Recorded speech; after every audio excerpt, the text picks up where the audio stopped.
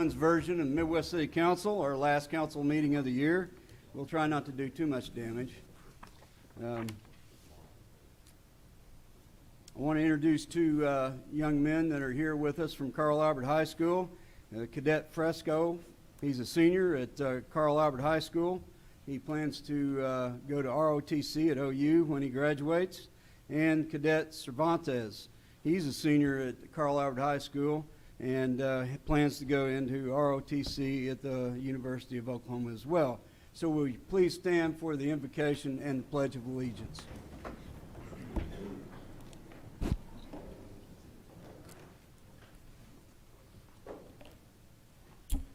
Would you bow with me, please? Gracious Heavenly Father, we thank you so much for this beautiful day we enjoyed today, and we thank you for the blessing of this great city and these men and women who are willing to serve in this capacity on this council. Father, we thank you so much for their willingness to serve, the sacrifice they make away from family and friends and loved ones. Father, they have big decisions before them tonight, and we ask your blessing of discernment be upon them, your wisdom be upon them. Decisions that are made tonight would be for the good of the whole. Father, we thank you so much for this season of the year that reminds us of the reason that we have to be so thankful, and that's the birth of your Son, Jesus. Thank you for that blessing. Father, we ask that you remind us over the next few weeks of what a powerful gift that was. We thank you so much also for your willingness to sacrifice your Son, Lord, and Jesus, your willingness to go to the cross. Father, we thank you for the forgiveness we have from sin because of it. And it's in your Son's holy name I ask these favors. Amen. Amen.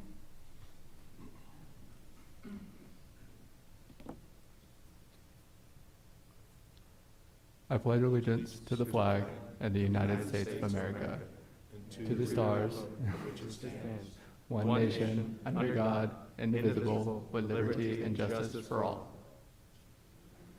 Thank you. Thank you, gentlemen, for being here.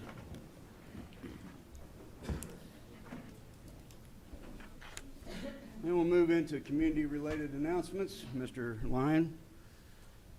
Good evening, everyone. I'll start out with a happy birthday to one of our council persons. Espinoa Bowen is happy birthday this month. Happy birthday. As you may have noticed, we have traffic signal work happening around town thanks to a federal highway ODOT grant. Is administering upgrades to ODOT's administering upgrades to 8 signals. These upgrades vary at each location, but may include ADA pedestrian improvements, reflective backplates, permissive left turns, and improved vehicle detection. Upcoming work will be seen on West Reno, East Midwest Boulevard, and East 15th Street. Holiday Light Spectacular has had thousands of visitors each week since it opened on December 1st. Visitors can continue to drive through the lights until Christmas night. Donations are being accepted on site.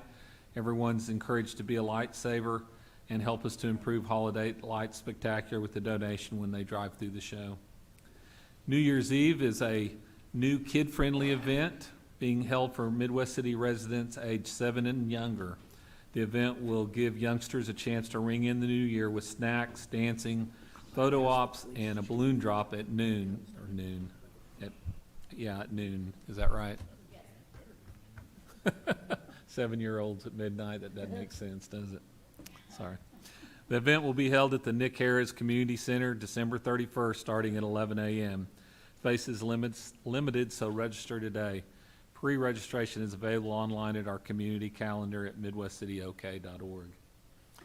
The city facilities will be closed on December 24th and Monday, December 27th, and on Friday, December 31st. City Hall and all city facilities will be closed to the public. Christmas 2021, trash and recycling. No interruption or changes in service dates. There is a mistake on the recycle calendar, and we'll be doing a call out to everyone on Friday's route. The compost facility is closed on Friday, Saturday, and Monday, which is the 24th, 25th, and 27th, in observance of the Christmas holidays. New Year's 2022, trash and recycling, no interruption or changes in service days. There, I guess there's a mistake on the recycling calendar as well for that, for 2022, so I guess both those have to be corrected. But it'd be all right if somebody does put it out on Wednesday, which is what the calendar tells us to do, we'll just tell them to leave it out until Friday when we put it out. So Okay, better be before than after, so we're good shape. very good. Christmas tree disposal, real Christmas trees can be taken to the compost facility for disposal for free. And the 2022 quarterly bulk waste calendars are being mailed out to customers in the January utility bills, but the new one is available on our website. So check there as well. And finally, our sales tax, we got this yesterday.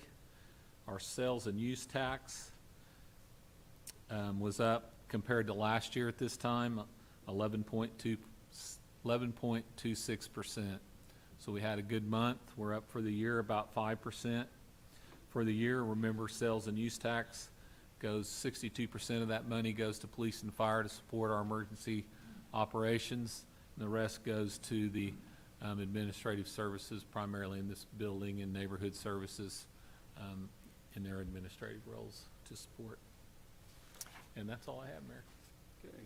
Ms. Eads, do you have anything?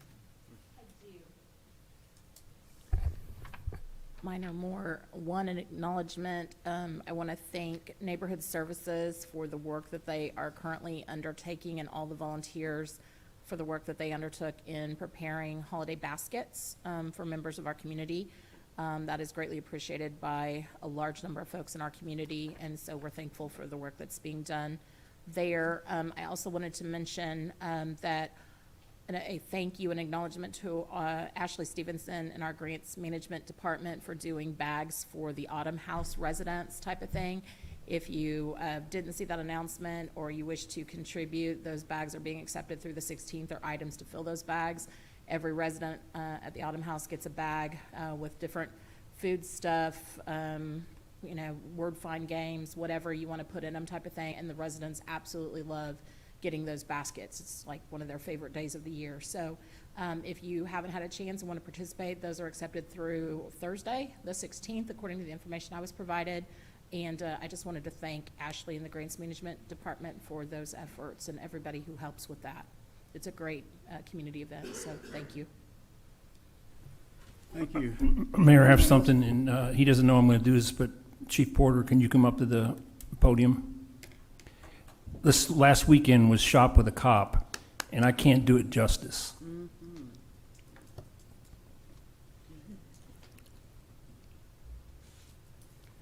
Tell me how many of your officers gave up a day? Well, it's probably going to be, and it's the total police personnel, probably had about 27, 28 personnel and their families. So we probably had over 100 people, volunteers there with the families of the children that we were also shopping with. And it's a great program. It's another good thing, proud about Midwest City. I tell you, but we started the original Shop the Cop 25 years ago when we were down there at the mall. And it was Assistant Chief Brandon Claves at the time was running a program for less fortunate children. And I was actually a first line supervisor down there, but we didn't have the funding. And right after he gets off the phone, about an hour later, Walmart calls and said, hey, we have this money, but we don't have a program. So they joined together, and we've had this partnership with Walmart. Not a nickel of any of this money is from any city money or anything. It's all donated money. Walmart, we get grants. We have people constantly throughout the year. So depending on how much money we get, it's how much the children get. Each child gets to spend $100. And it's always been a blessing, and we've made this a family affair throughout the years. So it's real nice and a blessing. Juan prays and talks about the reason for the season, of what Jesus did for us. And it's just another example of how this community comes together and helps people. Well, thanks. Awesome. Yeah.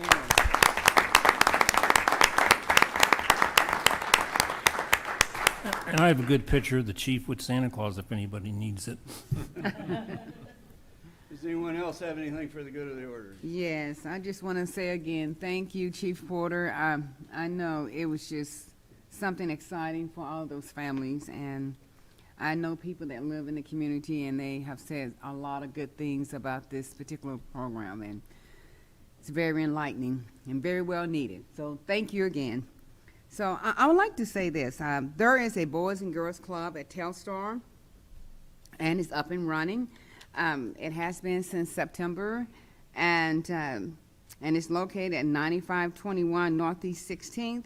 And because Steed Elementary is going to be closed for that particular, for the holidays, they are having the Steed Elementary students to come over to the Telstar so that they'll have a place to go and have a good time during the holidays.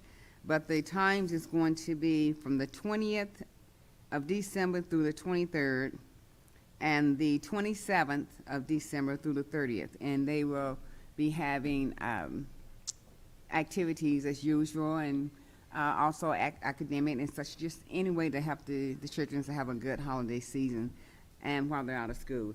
And then I believe they will be resuming back on the 4th of January, business as usual, and also Steed Elementary. So I think this is really a great program, and to see the schools come together and have this, and unite and have the children somewhere safe during the holidays. So that's all to say, and thank everyone for making this happen. Thank you, Christine. Anyone else have anything? Well, that being said, we're going to go into our proclamations. When I came into office, one of the first things I started was making sure that anybody that spent 20 or more years serving the city would be recognized by this body, and we've got 2 of those tonight. So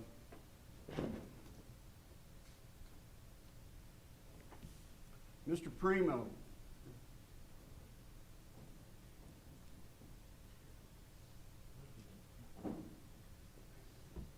Can you guys hear me?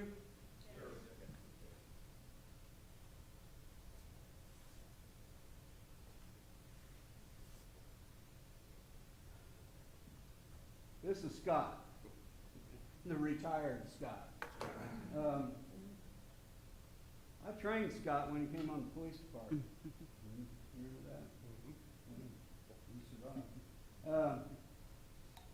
Whereas Scott Primo began his career with Midwest City in May of 1993 as a jailer and was appointed police officer in March of 1997, promoted to sergeant in 2001, and is retiring in March of 2022. And whereas from the beginning, Scott Primo has illustrated his spirit of working hard, support for colleagues, and going above and beyond, all documented in letters of appreciation and accolades, as well as the Officer Quarterly Award. Whereas his courage, professionalism of high caliber, ability to de-escalate people, expertise in SWAT, DTI, and SIU will be sorely missed, as his ability to remain calm and make good decisions in stressful situations.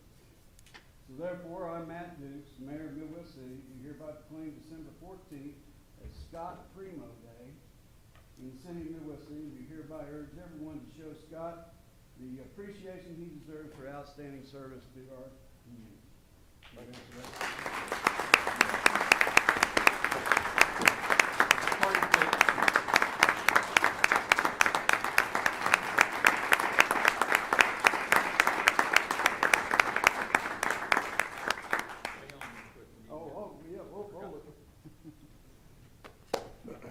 So this is a service award, retirement plaque from the city, in special recognition of Scott Primo for loyal and dedicated service to the citizens of the city of Midwest City, Oklahoma, May 17th, 1993 through March 6th, 2022. Congratulations. Appreciate it. All right, buddy. Thank you.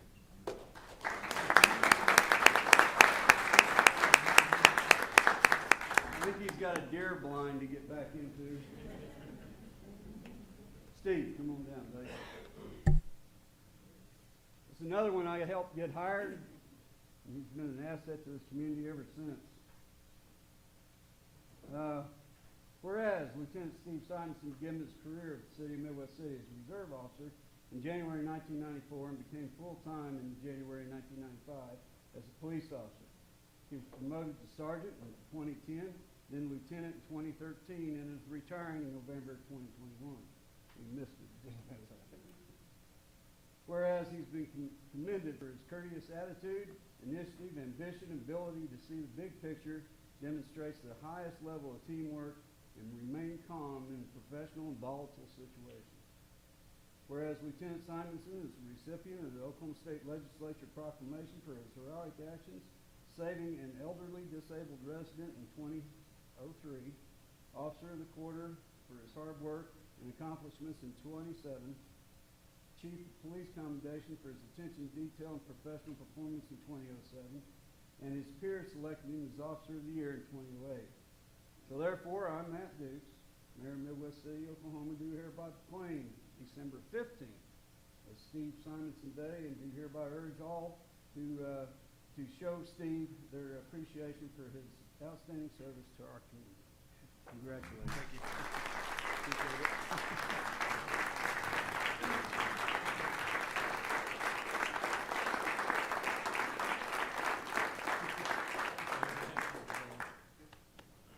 Special recognition to Steve Simonson for loyal and dedicated service to the citizens of the city of Midwest City, Oklahoma.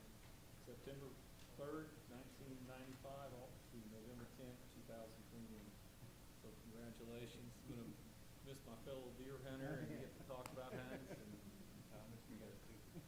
Don't be a stranger. Nope. Thank you. All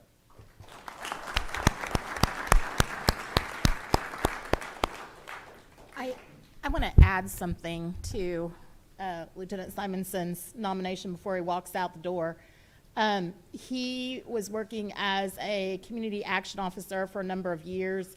He worked very hard with our neighborhood associations and dealing with neighborhood problems. And I just want to make special recognition of those efforts that he made while on the force, and thank him very much and wish him the best in his retirement. And don't leave us for Wisconsin. All right. Thank you, Ms. Eads. All right, ladies and gentlemen, we'll move into our consent agenda. These items are placed on the consent agenda so the council, by unanimous consent, can approve routine agenda items by one motion. If any council member requests to discuss an item, it will be removed and heard in regular order. If a consent agenda is not approved unanimously and no items is requested for discussion, then each item will be heard in regular order. Chair to entertain a motion to approve. Mayor, I'm going to make a request to pull two items briefly from the consent agenda. I apologize. It's numbers 15 and 16 from memory. I just have a question regarding those two items. Thank you. I have a motion. Do I have a second? Second. All in favor indicate by saying aye. Aye. Opposed? Abstention? Motion carries. Item 15, Mr. Lyon. Discussion and consideration of including any possible amendment, awarding a bid, and entering into a contract for the third round of Moving Midwest City Forward 2018 GO Bond asphalt street paving projects with A-Tech Paving Company in an amount not to exceed $2,500,000. Patrick. Can I just ask my question in conjunction with number 16 on this one? It's really just a question of, are we switching contractors for that paving work under the GO bond? Because it looks like to me from 16 in the name of the contractor that we're changing contractors. Mayor, Council, actually, this is a two-part agreement. The paving company itself is the same one that we have contracted with through Phase 1 and Phase 2. SRB, the agreement that's item 16, is our third-party inspector that is overseeing the project. Okay, I apologize. Let me just speak to this just really quickly. There have been some issues that I was made aware of with regard to the resurfacing project and some delays with that. from staff's perspective, are you comfortable with the contractor? And let me apologize in advance because I left my glasses at home. A-Tech Paving Company, is that, Yes, ma'am. They submitted the lowest and best bid, and it is a long-term contract. We've worked through a whole calendar year with them, so there is, you know, dips and valleys and with our work and with our agreement with them, but all in all, we are satisfied with their work. And they've come back and made repairs when there's been issues. Yes, sir. They are Satisfactorily. responsive. They are in town. It's been obviously a unusual year for everyone, so right? I expect a good partnership moving forward. Okay, I appreciate that, Patrick, thank you. With that, I remove my question, objection, 15, 16. Yeah, we'll have to vote separately. We'll have Sorry. to vote separately. then. Let's do Pull- 15 pull first. separately. So 16, I'll have to read, let's do 15 and then I'll read 16. Go ahead and vote. I've got a motion and a second. All in favor indicate by saying aye. Aye. Opposed? Abstention, motion carries. Number 16, Mr. Discussion and consideration, including any possible amendment or approving entering into contract extension with Smith Roberts Baldesweiler LLC SRB for the construction, administration, inspection services associated with moving Midwest City Forward 2018 bond project Proposition 1, street rehabilitation in amount not to exceed $212,400. I had a motion and a second. Any further discussion? All in favor indicate by saying aye. Aye. Opposed? Abstention, motion carries. Ladies and gentlemen, we move into the discussion items of our agenda. Discussion item 1 is no action needed. The applicant has pulled his request. We move to item number 2, and this is a public hearing. Mr. Lyon. PC 2091, public hearing with discussion and consideration for adoption, including any possible amendment of an ordinance to redistrict from A1 agriculture to I3 heavy industrial, and a resolution for a special use permit to allow the use of animal waste processing for a portion of the property addressed at 7221 Northeast 36 and part of southwest quarter of Section 15, Township 12 North, Range 2 West. Mr. Harless. Yes, thanks, Mr. Lyon. This is a request to rezone a portion of the property from A1 agriculture to I3 heavy industrial with a special use permit to allow for the use of animal waste processing. The area of request is a portion of the property where the formal animal services center was located. The applicant plans to use the portion of the property north of the vacant building for composting. The applicant has provided a business plan and stated that he does not intend to use the existing structures as an office. If approved, the composting will be limited to the area of I3 zoning and with a special use permit. According to the site plan and to the business plan, in the future, the applicant plans to build a retail building in this area of the property that is to remain zoned A1 agricultural. Agricultural retail sales is not a use listed in the current zoning ordinances. Section 4.1.1 of the zoning ordinance gives the community development director the authority to determine the appropriate classification. If this application is approved, a new structure for the agricultural retail sales may be permitted on A1 portion of the site, and due to its, I'm sorry, what's my place here? If the application is approved, a new structure for agricultural retail sales may be permitted in A1 portion of the site due to its compatibility with the composting operation. However, general retail sales will not be permitted without appropriate zoning. Sanitary sewer services are not currently available to the site. Any new construction will require a public sewer extension. All future construction must be permitted and meet current building, fire, and zoning codes. Planning Commission recommended approval, and action is at the discretion of the council, and I'll be glad to answer any questions. Billy, I have a question. Yes, sir. You made reference that the building, the old animal shelter is vacant. Is that true? I thought they were still using it for euthanasia. They're using that piece, but they're not in the building. That's outside the building. Okay, so the building is vacant, but it's, Yes. Any other questions? Just in follow-up, so there'll be adequate access afforded for them to continue to use that Yes. exterior provision or Yes. exterior portion? Yeah. And we don't have a contract yet. That's still under Yeah, negotiations. this is contention on, We just need to ensure access. Yeah. yes, sir. Standing out there, there's not any structures, houses or anything out there. It's just basically sitting out there on that. Most of the uses out there are industrial related, and Industrial. including the Animal Services Center, which we talked about is now vacant.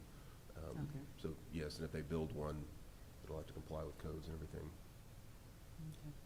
I just saw the residential and I'm thinking, residential there, I had never seen any structures out there and really had not foreseen, so, okay, thank you. This is a public hearing. Does anyone in the audience have anything to say about this current issue? Hearing or seeing none, Chair to entertain a motion to approve. Second. Got a motion and a second. Any further discussion? All in favor indicate by saying aye. Aye. Opposed? Abstention, motion carries. Item number 3, Mr. Lyon. Discussion and consideration for adoption, including any possible amendments of a correction of an error in the legal description of ordinance number 3463, approved by the City Council October 26, 2021. Mr. Harless. Thanks again, Mr. Lyon. Following approval of the ordinance to correct a scrivener's error for the property addressed at 9035 East Reno, as of October 26, 2021, the City Council meeting, staff noticed that a direction was inadvertently left off the ordinance signed by the mayor. This is a request to correct that error in the ordinance in the legal description. Just housekeeping. Any questions, Mr. Harless? Motion to approve. Second. Got a motion and a second. Any further discussion? All in favor indicate by saying aye. Aye. Opposed? Abstention, motion carries. Thank you, Billy.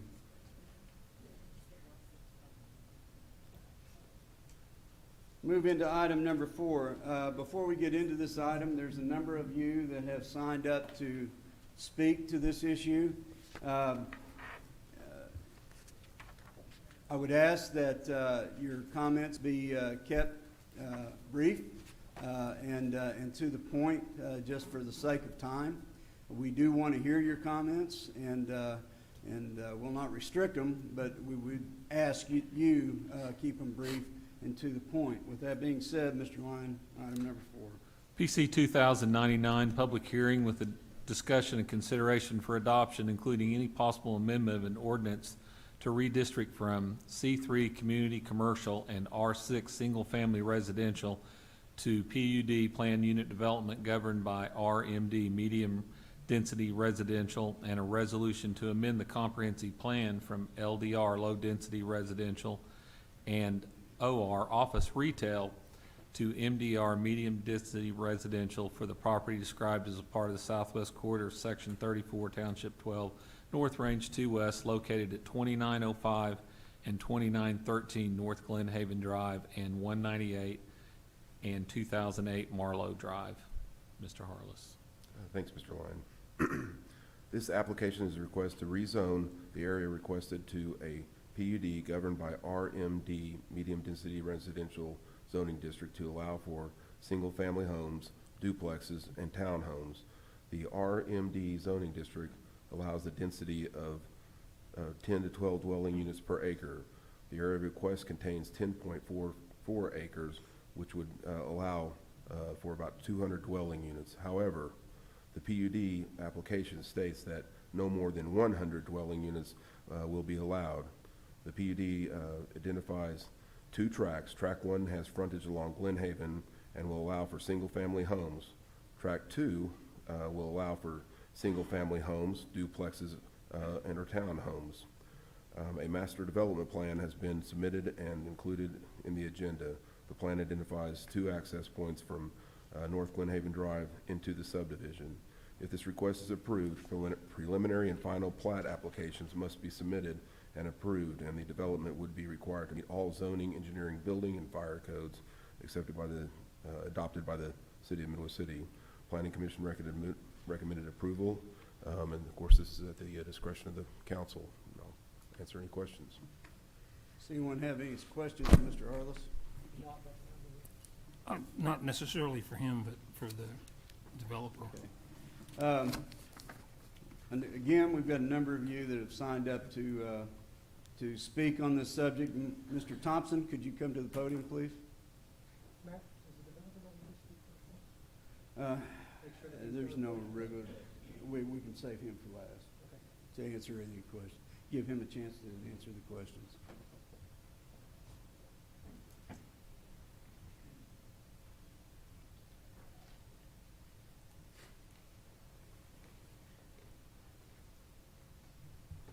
Thank you. My name is Mark Thompson, 212 Country Club Terrace, live in the addition. And I come to speak against the rezoning. Many of us here feel the same way, each probably for our own reasons, but traffic congestion is probably number one with most of us. Your own city engineering report states, and I quote, "Traffic is a concern with this neighborhood, and the impacts as such should be considered with this application." This is 100 units, 200 plus vehicles, plus service vehicles, lawn care trailers, and delivery trucks, all concentrated in a one-block area that is going to make traffic on Glen Haven a nightmare. Additionally, the neighborhood is concerned that there's going to be an increase in the competition for the already limited street parking that is on that block. This is especially concerning for the residents of the 96 apartments in Villa Gardens, which is directly across the street from this proposed development.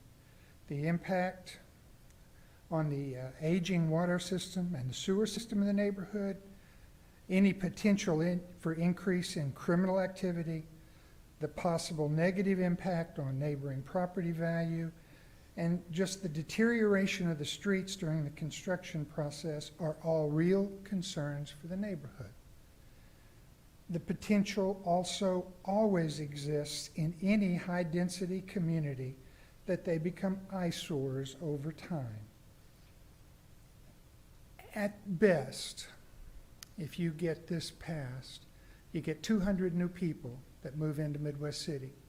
That assumes that all the people that move into this development come in from outside Midwest City. So that moves our population from 57,288 to 57,488. Not a big deal in the big picture of Midwest City. In fact, it makes virtually no impact on the city overall. But all the cost of that development is going to be borne by the people in the Ridgecrest addition, especially in the neighborhood adjacent to that.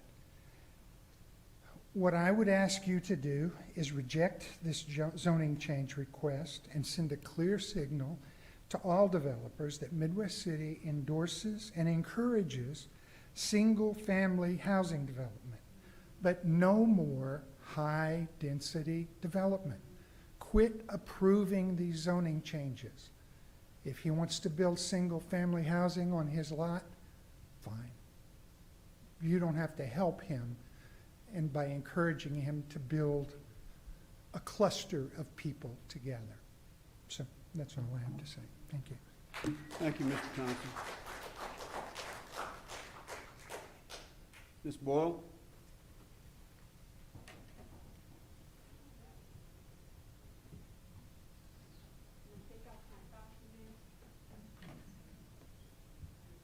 Am I allowed to take off my Fauci mask? We don't have a mask mandate here.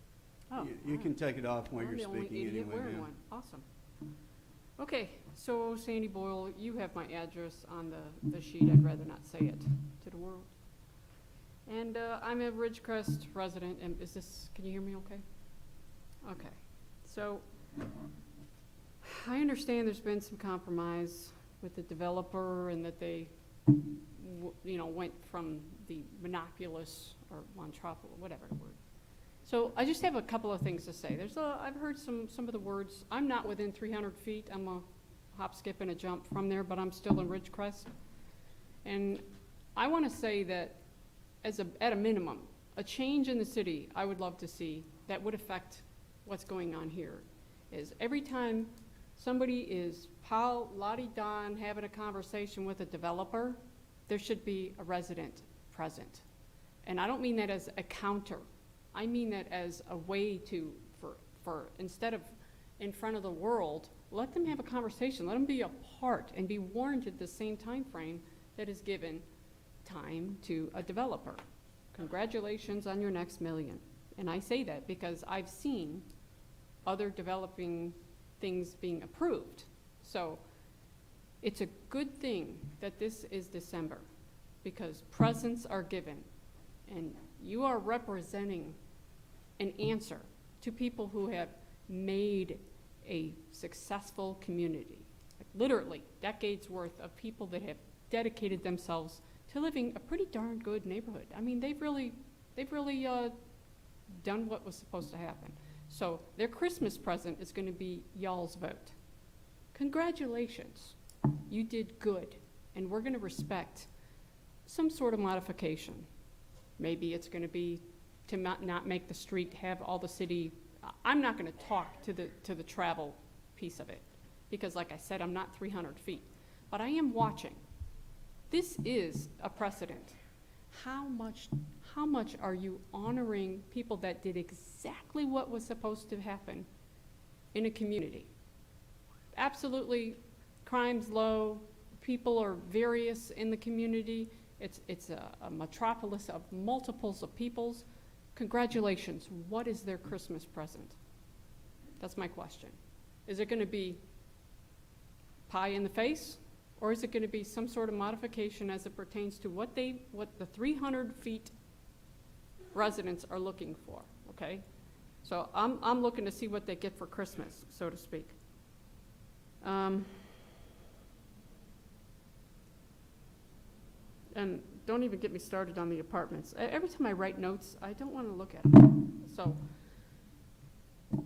apartments. How many more times are they going to be surrounded and surrounded and How about surrounded this and one doesn't surrounded? have apartments in it? I'm sorry? This one doesn't have any apartments in it, so it has What do no you mean? They're apartments right in it. across the street from They're- this proposed development. Yeah, but let's stick to they're not asking to build apartments, so why don't we just stick to like what this is about? We can all route about apartments later if we want to, but this issue is they're not developing any apartments. Right, and I am still stuck on the first version that was ridiculous, but, it's townhouses. Last time I checked, townhouses don't have 4 apartments in them. So, let's do the math there. A townhouse is one side, and that's how it works. And I don't want to get into the weeds that much. I just want to know, are you going to respect the people that have been here for decades? Their lives will change. 300 feet from this development, whatever they want, I don't want to oppose. So I'm just here to sort of, what are they getting for Christmas? That's it. And I appreciate y'all's time. Okay? Thank you, Ms. Bull. I appreciate it. Ms. Hager? Carol Hager?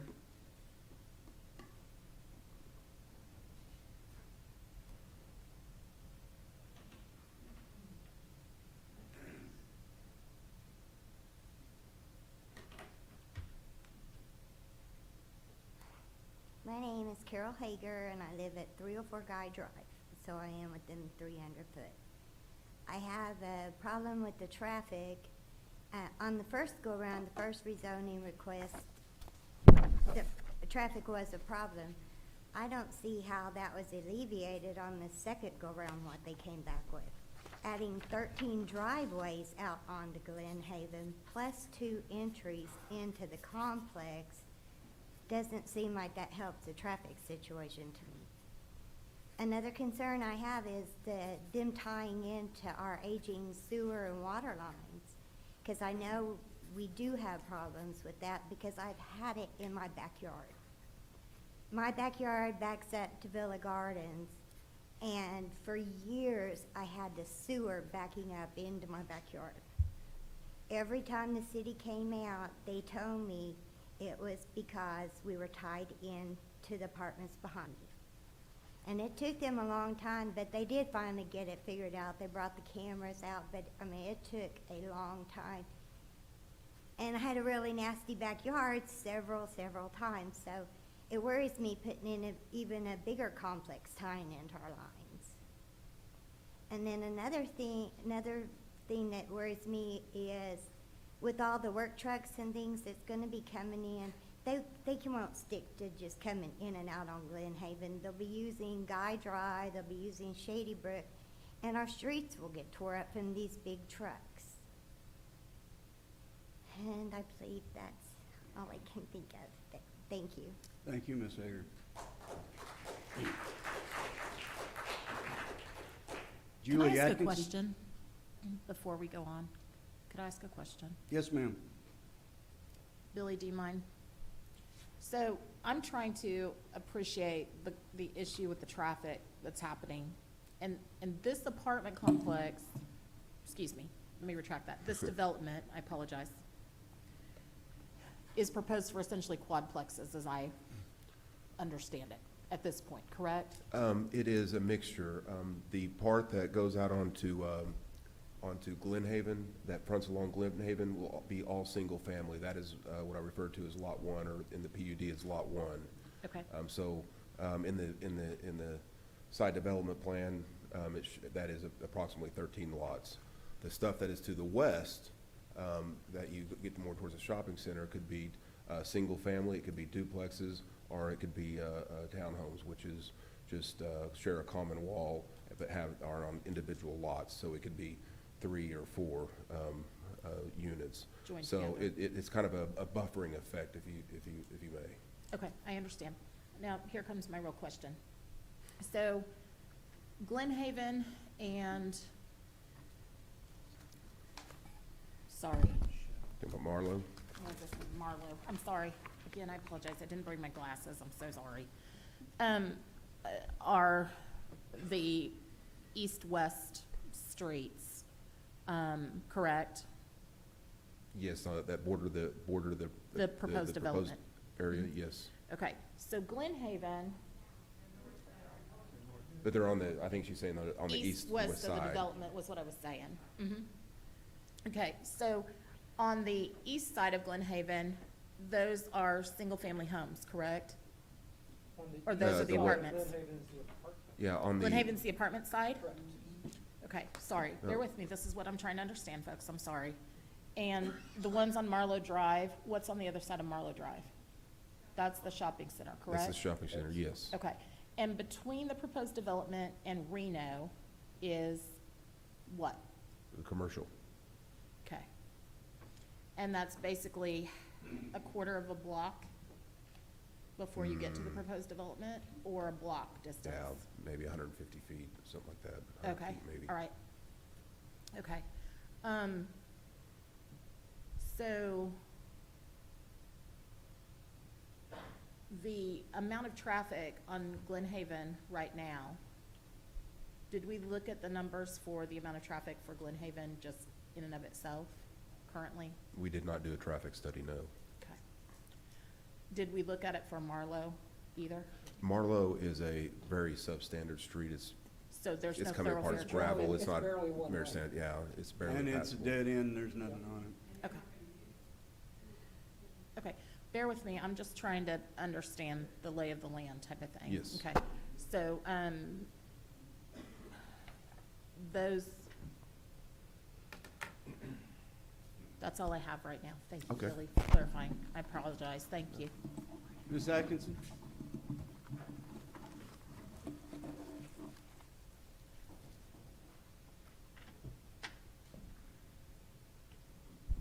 Good evening. My name is Julie Atkinson. I live at 3202 North Glen Haven Drive. I'm going to keep it short. I'm from Midwest City. I'm a graduate of Carl Albert, so you can understand my excitement of buying my first home in Midwest City. And you can also understand the sadness in my heart to know that the little treasure that we have is going to be pillaged and not saved. I understand you want to bring people to Midwest City, but I'm not understanding why you're not helping the citizens that are saying we need help now. When I come home on Reno, and if there is not someone coming out of Crest, I don't turn left on Glenhaven, because you will wait there until someone comes out on Crest. I can literally go down the street, yield to the traffic, yield to the people who think the turn lane is a driving lane, yield to the people coming from Brahms, go down Shady Brook, make a complete stop, turn onto Guy, make a complete stop, and still beat that light.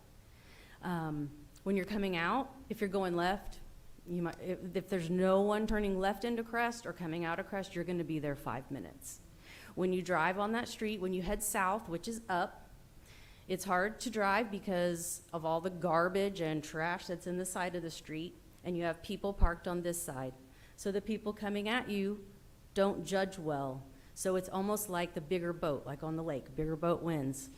There have been numerous times throughout the day that I've almost been hit from people coming from those apartments. I would highly encourage you to think about where those exits are gonna be, because it's not safe. I understand people, you have a right to make a business. I am concerned about the sewer system. I am concerned about noise. I'm concerned about the wildlife. You can call me a tree hugger, that's okay. I can see owls in my neighborhood. I can go and sit on my front porch and my back porch and hear nature. It's like its own, you live in the country, but you're in the city. So yeah, it breaks my heart that my first house is here and I don't want to stay.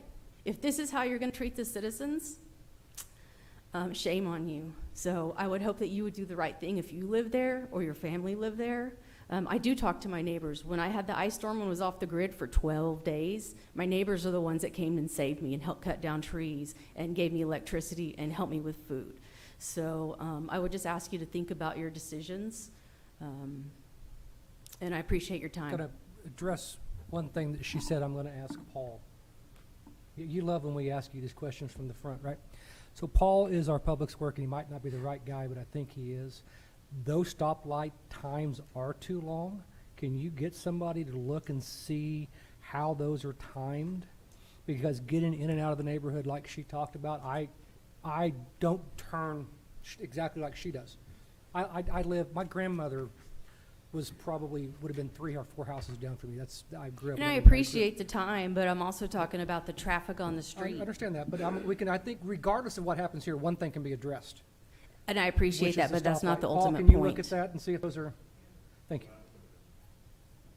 I appreciate that, but that's not the whole point why I came up here. You do understand I that. understand completely. What I'm saying is regardless of what the vote happens today, that's one thing that I realize can be addressed regardless of how the vote goes. It needs to be addressed one way or the other. So, All right, thank you. Thank you, Ms. Atkinson. Mr. Box, would you come forward and address some of the issues, please? Yeah. did anybody else sign up, Paul? No, that's it. David Box, 522 Colcord Drive, here on behalf of the applicant, which is Joel Bryant. Mark Grubbs, the civil engineer, who is also with us here this evening. So I want to start by focusing on how the site is currently zoned. I think that is perhaps instructive. If you look at the zoning map that's in your packet, I'm not sure if we can get it displayed on the screen, but the manner in which it's currently zoned is C3. And so you've got C3 zoning to the west, C3 zoning to the south, and the lion's share of the subject property is zoned C3 commercial. So when we talk about traffic, I think it's important to think about what could be developed today with no additional entitlements needed from the city. You could have liquor stores, retail, restaurants, all things that I believe would cause more traffic to be on the streets rather than the proposed development. If you look at the master development plan map that was submitted as part of the PUD, what you'll see is we have intentionally forced all of the single family homes to be within tract 1, which fronts Glenhaven Drive. Jill, can you put their diagram up so these folks know what he's talking about? And it's within their part of the packet.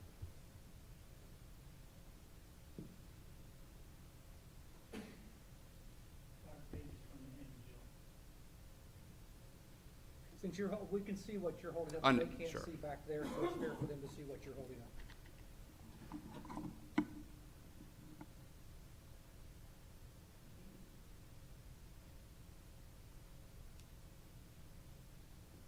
What page was it, Pat? 320.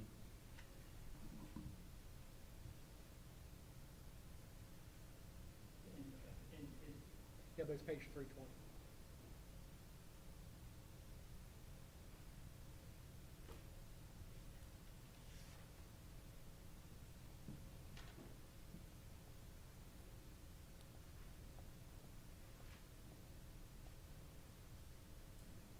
Yeah, so as we scroll, we're gonna see the zoning map first. Oh, that's the drainage, so there's the future, keep going. So there's the zoning map. So you see, our subject site is zone C3, to our west is C3, and it's worth noting to our east is high-density residential multifamily. And so one of the things I point out is, I'm not sure what you would expect to find sandwiched between high-density residential and commercial. This is the second application that was filed on this site. We withdrew the first one because it was for all high-density residential. So we heard the concerns, we had a neighborhood meeting, that application was ultimately withdrawn, and our density was cut by more than half. We had over 200 units previously. Now, as staff had pointed out, we limited ourselves in the PUD to no more than 100 units. And then if we could scroll a little bit. No, keep going, Joe. Yeah, so there's PUD, it'll be at the end of this PUD, then it'll be the master development plan map. Right there. Here you go. So you see tract 1, which is the slightly lighter color on the east. Tract 1 in the PUD is limited to single-family residential. Tract 2, which is to the west, which is slightly darker, is limited to, it's got single-family, it's got townhome, and it's got duplex. So there are no apartments. The reduction in density is significant from what was originally proposed, and I appreciate the neighbors' concerns about something being developed here. But if you look at the uses allowed under the site's current zoning, I believe lower density residential as proposed in this PUD will have less of an impact on traffic than could otherwise be built. The problem with developing this site as commercial is, of course, the back of house is gonna be probably to the north. And so all of the deliveries, all of the obnoxious things that you think of with commercial development would have to be shoved up to the north so that the retail frontage would be on Glenhaven and perhaps to the south. So again, keeping this residential in a manner that is less dense than what is to the east, we believe to be not only compromised, but probably the best thing that can be hoped for this tract because of where it sits and what it's surrounded by. Can you address some of their concerns? Sure. So what I had written down was the- traffic. Hang on a second. Oh, yes, sir. Sewer, tying off in the sewer. Can you address that? Can you address during construction whether or not you could make your construction guys just go out the way they came in instead of circling around Guy Drive and everything else? Those are some of the concerns that they've brought up. Well, so in terms of sewer, of course, your staff is going to have the ultimate authority to tell us what we have to do as it relates to sewer. Once it becomes time for permits, we'll submit the documents necessary, and whatever your public works and engineering staff tells us is what we'll have to do. In terms of traffic, we can certainly work as best we can to make sure that traffic comes in and leaves in the same general direction. It's worth, if you look at a bigger Google Earth image, what you'd find is that the neighborhood has multiple points of access to the north, to the west. Glenhaven is but one of many, many access points that can lead to the We're neighborhood. talking about the big trucks during The the construction phase. sure. That's one of her concerns, is the big trucks during the construction phase. That should be a relatively easy thing. You enter and exit on the street. We can do our best to coordinate with the construction company to do that when it's that time. Yes, sir.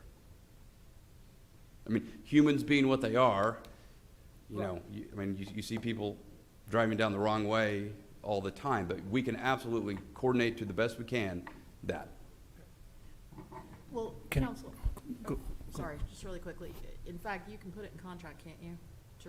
To set the contract with your subcontractors that if they're hauling big trucks, if they're hauling filled dirt, if they're hauling whatever, that they're gonna follow a particular pathway. So again, we can do our best to tell people what to do, but That wasn't my question. My question was, can you put it in contract?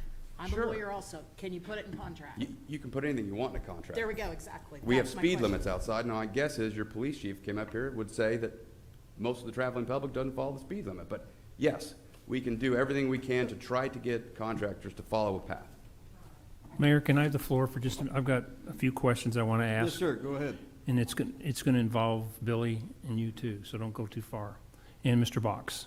Okay, on page 4, I'm assuming you've read the staff report probably multiple times. I even got highlights and notes. And I got highlights and notes too.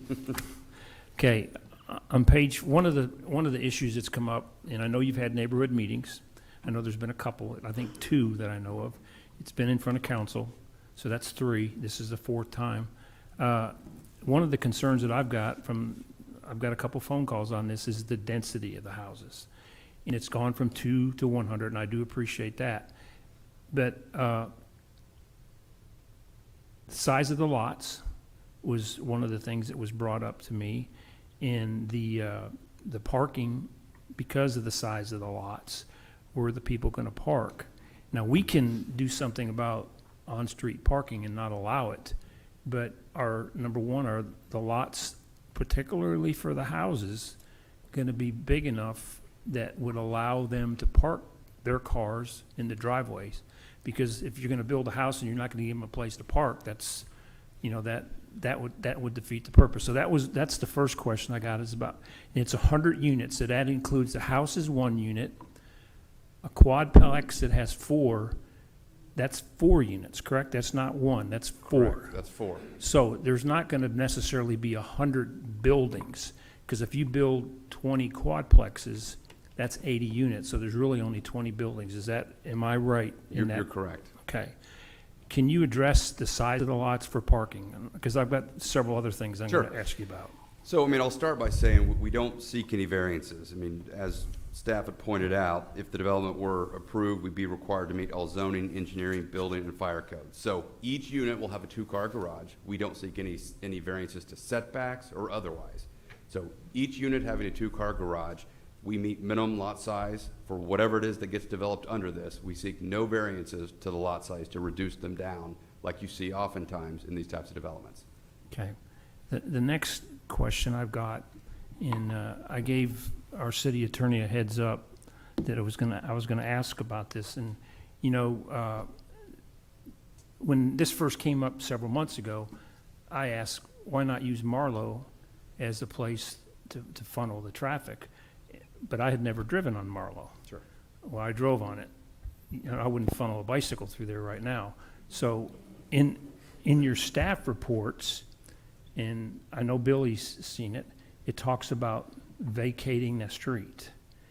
And I know we can't decide that tonight, but at some point, because there's utilities there, if I read the staff report right, there's a well there that doesn't, I'm not sure where it goes in the middle of the street.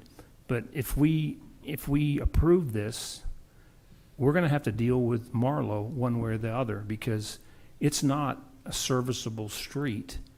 I would hate to shut it off, because like I told Billy, if there's a fire back there, that's actually another way to get a fire truck back there, even if it's an unserviceable street or fire at the buildings next door.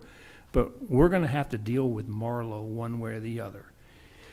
And I don't know, from the impression I got from Billy, that would be a future discussion. Is that correct, Mr. City Attorney? That is correct. We do have right-of-way easements.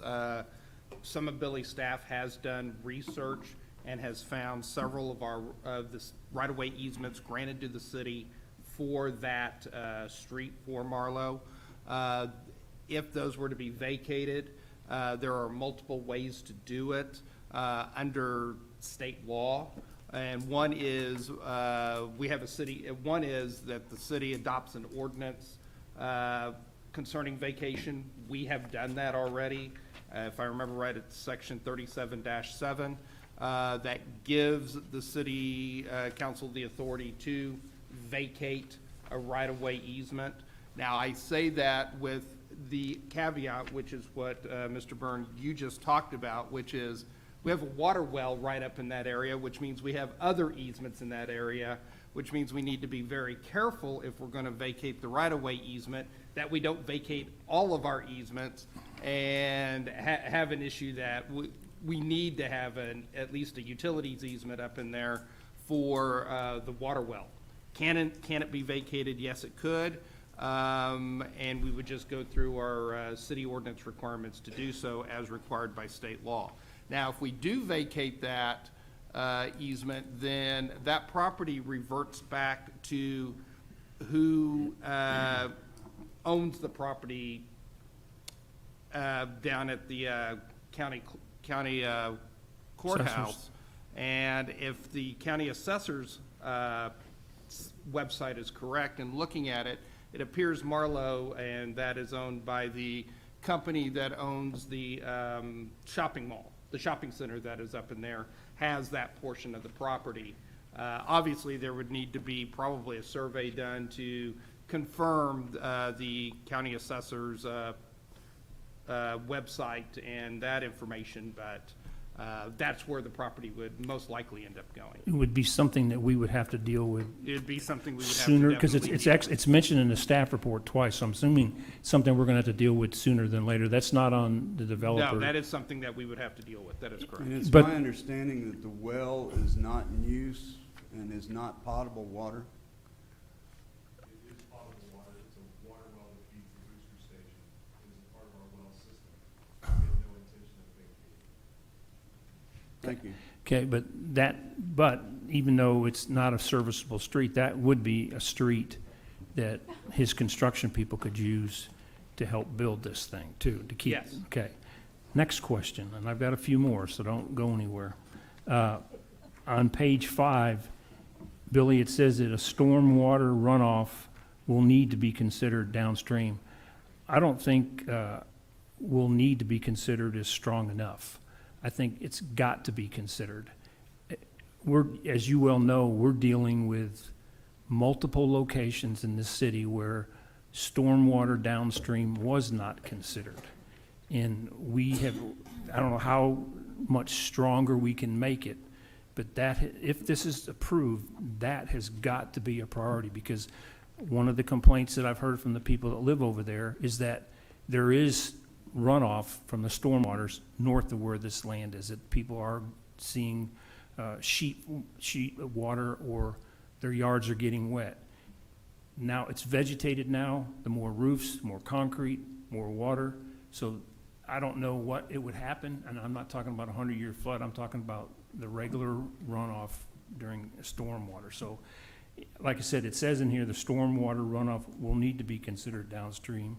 I think, and it says that we'll likely request that downstream improvements be linked to the proposed detention. I don't think that's a request. I think that's a demand that happen, that if we're gonna approve it, that the stormwater that's coming off that property is properly pushed to where it needs to go. But won't that be addressed when he comes back to you, if this is passed?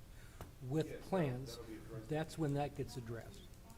So it will be addressed at plating. Again, we don't seek any variances, and if it's not on there, but in the master development plan map, the engineer has accounted for it because of the knowledge of the drainage issue. But yes, it will be addressed at plating. Don, I have a If you've been in question front for of you. council any time in the last 6 years, you know that water is extremely important to me, because I have this is not my ward, but it's my city, and I have some neighborhoods that are still getting wet that we're dealing with. When he gets into Brandon Bundy's report, it talks about, they brought up about the sewer system. It says a sewer study will likely be needed. That's something that we can be assured will happen? Is that correct? I mean, this is questions about whether we're gonna approve this or not. Where it says it will or it may, I think we need to know, is it gonna happen? Yes, if Public Works and Engineering decide that we need to do an engineering study for the sewer, then we will require that. Okay, if they decide or we decide? They decide. The staff But we can decide. say that that's. Yes, you can, your words are heard, and. So if we put it in the PUD that a sewer study will be conducted, if we approve it, we can put in there, a sewer study will be conducted, correct? Yes, you can put that in there, yes. I've got a question for Don, if we approve it. Variances are one of the things that irritate me the most, because I don't like variances. Billy's talked me off the edge a little bit. They're not asking for any variances here, but if we were to pass this, could we put no variances allowed on future development to keep them from coming back and asking for variances. Because this is kind of being sold, whether these folks like it, whether any other folks like it or don't, if we pass this, this is being sold as we're not asking for any variances. Could we, if we pass this PUD today, can we put in there no variances for, and future plans will be allowed? Honestly, Sean, I don't know the answer to that That's the question. first time ever, folks, since I've known this man, he said, honestly, I don't. You've stumped me on one that I would have to go research. Ladies and gentlemen, I'm going to ask your indulgence. Are you through, Pat? Well, no, there's one more thing. Okay. All right. I have a lot of free time on my hands. I know, and I appreciate that. As a more than I anybody. babysit, and I get, they watch Paw Patrol, I read the agenda. Parking. Yes, sir. I think the only way that I would even come close to saying yes on this is if there is no on-street parking, period. We can't, they've already said it's a traffic issue. We know there's gonna be more cars. And he's saying that there's 2-car garages in a driveway. I don't think we need to, there can't be any on-street parking. And the apartment complex to its east has off-street, on-street parking, where they've got a little bit wider area for them to park. We'd have to make it to where your folks couldn't park over there on that too. We can commit to no on-street parking. And you can commit to not parking on the area across the way, which is actually the parking lot, sorry, the apartment complex's parking. It's on. Yeah, I mean, we will adequately park our own dwelling. Okay. I'm going to ask the indulgence of the council. I think there's enough concern that was brought to us over this particular issue that we need to look at it a little bit deeper. So I'm going to ask the indulgence of Mr. Box, and I'm going to ask Mr. Bryant that we take no action on this tonight, that we further address some of the issues that were brought up tonight, and you guys have done a phenomenal job on addressing the issues before. But parking, sewer. Now, I have personally been on Guy Drive, which is directly north of the development, and sheet water is coming down through the drainage. I've seen it. It's almost up into about 4 people's houses. It's got to be addressed, and it's a concern. And so I'm going to ask that you... Let me ask you a question real quick. Here's kind of a problem I have with this. All of these things that we have concerns with aren't really addressed in a PUD. They're addressed when the final I comes fully up. understand that, So and I also why don't we understand vote on that this is just a zoning request, but a zoning request leads to a PUD, which leads to that. So if we can stop it now and address the issues, we can take care of it. I will say, And- I understand where you're coming from. I'm going to say that what we do with developers is we oftentimes will say, jump through these hoops, and then we say, now jump through some more. I'm sorry. Can you hear me better now? Okay. Regardless of how the vote goes, when you tell a developer you need to jump through hoops, which they've done, and then we come and say, now you need to jump through more hoops, that doesn't, whether we pass it or not pass it, it's not the most business-friendly attitude to take. No, I'd rather, but- if I'm a developer, to be either say, vote on this yes or vote on this no. That's me. But are you guys, everybody's okay with meeting back together and doing this as a take no action? Well, what I'd say is, I mean, But I wasn't specifically saying you as in you guys. I was also And talking to folks out there and the folks Let me here. add one more thing, and Billy, you alluded to this. We haven't done a traffic study up there. But again, those are things that don't happen with the PUD. I understand the process. Okay, I've learned it over the last 6 I years. understand, but you're actually But- deviating from what our process has been by doing this. No, to- now wait, hold no, on. actually- Hold on. Hold on. Actually, I'm not. I'm trying to avoid the issues that we've seen over the last 6 years and keep it and get a final product that's going to be acceptable not only to the developer but also the residents who I might take a line from Ms. Boyles. The residents have been our residents for 50-plus years and made that a viable community. So, Okay. Right, I just, Sean, I just feel like we need to take those extra steps. Now, and again, we've got 2 developers in front of us today that have worked well with us, and I don't think they would have an issue with it. Okay, I'd like to be heard on this issue. So, as you all will recall, everybody on this council voted to put an apartment complex into my ward in the original mile in an interior area that didn't have immediate access to arterial streets. And we did do a traffic study before that issue came forward. And so, with all due respect, I think that a traffic study needs to be done, particularly since Marlowe is, I'll use the phrase, not viable. Defunct is a pretty good word to use, it's terrible. Okay, it's not viable. And so I think we need to look at having a traffic study done on Glen Haven. I think that's a fair request. Now, with regard to the apartment complex that this council approved in my ward recently, that one was done with all of these other issues. Sewer was raised, traffic was raised, crime was raised, et cetera, and it was all based upon, we'll deal with that when it goes to plat, not we will deal with that currently type of thing whenever it's sitting before us. So if it's the well wishes of this council to now deviate from what we have done historically and say, okay, we're gonna upfront require the developers to come up with all these criteria, and we do have problems with runoff. That was clear in the apartment complex that was proposed in my ward also, but we all said, okay, it's gonna be dealt with eventually. We're either going to trust that community development is going to run this through and deal with these issues and bring them to us when they come up with plat, or we're gonna start front-loading all of this. But if we do this now, then I think if we're making a change in course of action, we need to do the same thing for the future. I agree. And So, but I would say, we've got several projects that are coming down the pipe. We're going to be facing the very same thing. And I think front-loading the issues is not only the best interest of us, but also the best interest of the developer and obviously the best interest of our citizens. so, again, I'm one vote and that's all I am. But I do believe that we need a traffic study done on Glen Haven before we move forward with either approving or rejecting this project, for And sure. I can tell you from firsthand experience, Glen Haven is a speedway. So, once again, all due respect, Mr. Box, I'm going to ask that the council take no action, that we get together with community development. Marlowe needs to be addressed.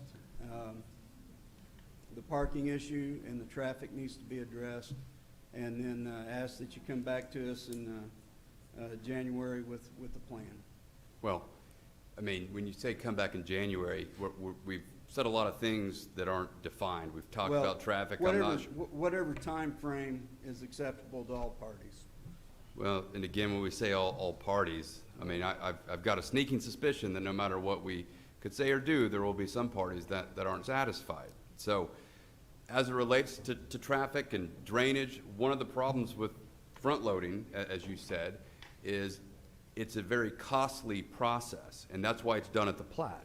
That's why developers and the general business community can't go spend the kind of money that it takes to do drainage studies, traffic studies at the zoning without knowing that they can even build the product that they want. They do those things at the plat because they know they have some element of entitlements in place, and therefore it's going to come down to whatever staff says from a technical standpoint. Well, and I would agree with you 100%, with the exception of the fact that you don't have to expend any money to address the issues as long as you agree to address them. And then we have some kind of agreement that, yes, this will be addressed. This will be taken care of. Traffic study is nominal. I mean, we can do that. We do traffic studies all the time. And to put the fears of these people at ease, if you can come back to us with a product that addresses all the issues without front-loading all the engineering, I get that. I understand that cost. And maybe reduce density. I know you've reduced it in half. And I also understand the economics of it. I fully understand that. I've talked to enough developers over 6 years to understand that. But you've got to understand that we've got to address these issues that are concerning our citizens. So we can lower it today to 80 units. We can agree to do all of the studies that you've mentioned. I mean, coming back in a month or 2 months doesn't, I think, do anything. We'll commit, I we'll would do take every that study if you I was want the to do. residents out here, because that's one heck of an offer. We'll limit it to 80 units. So all I the listened studies you to the just referenced, constituents, Mr. but Mayor, I'm we just will saying agree that that's to. a pretty good offer, because they could throw up commercial crap right there and not have to come back to us. It's not No, it's zoned residentially zoned there, guys. It is zoned commercial. It's Z3, other except a tiny little Whoa. sliver. I'm gonna have to call everybody order, settle down. And sir, if you're gonna address the council, please come forward so we can hear you, okay?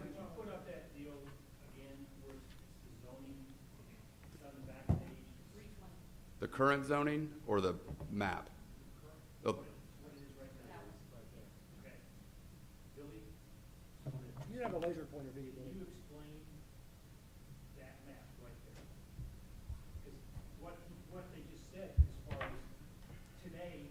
He could walk away from this today, and he could build a strip mall with a dispensary, a bar, a liquor store, and probably a couple other things that the people in the neighborhood wouldn't want Restaurants, convenience store. tonight.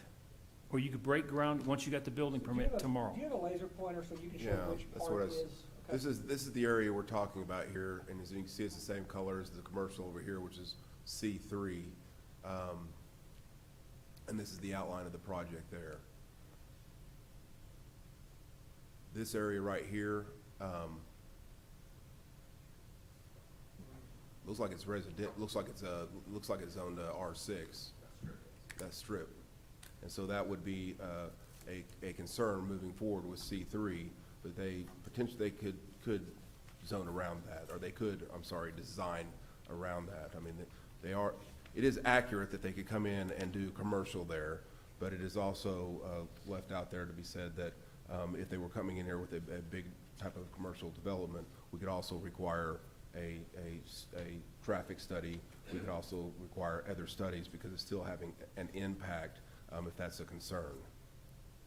Mr. Box, what do y'all plan to do, or Mr. Grubb, either one of you, what do y'all plan to do with Marlowe? We're happy to support whatever the city wants. If you want to vacate, we'll give you all the necessary easements. Whatever the city wants, we're happy to. And could you use that for additional parking? Okay, we don't think we're gonna have a parking problem with not seeking any variances, setbacks. Every unit will have at least a 2-car garage. We don't believe parking will be an issue. Excuse me, I'm sorry. Mr. Mayor, just so you know, they don't, the developer does not control Marlowe. If the county assessor's website is correct, Marlowe goes with the current strip mall to the west. Well, that changes the scope of So things. everything, can we the get- townhouses, the duplexes, the single family, are all gonna have 2-car garages. So the requirements are that it'll have two-car garage and parking out front in the driveway. So potentially that's four spaces per unit. But the townhouses wouldn't. That they would, yes, they would. Every single unit, no matter single family, duplex, townhome, will have a 2-car garage plus meet your setback from the front building line so that we're not coming forward. So we've got 2 in the garage, 2 in the drive. The Marlowe is not really a part of this discussion. I mean, could they access it for construction? Is there some Certainly they type could. of MOU or something you come up with a strip mall to have access that and to joint parking agreement? I mean, they don't use it now. And there was a dilapidated house on there at one time. Well, if we have It a is well on it, don't we have access to it? It is a through an right-of-way. easement? It's a city's, it's a right-of-way like a lot of roads are right-of-ways that we use. It's a right-of-way that we have over the property. I'm getting some. It's a So you've easement. offered to reduce it to 80 units, no on-street parking, period. Correct. No offsets and no other variances. Yes, sir. All studies, runoff, sewer, everything. Runoff, sewer, all that's gonna be addressed. Yes, sir. Except that wouldn't include the traffic study because we would already be in a situation where. We had- will need a traffic study. We could agree to a traffic study.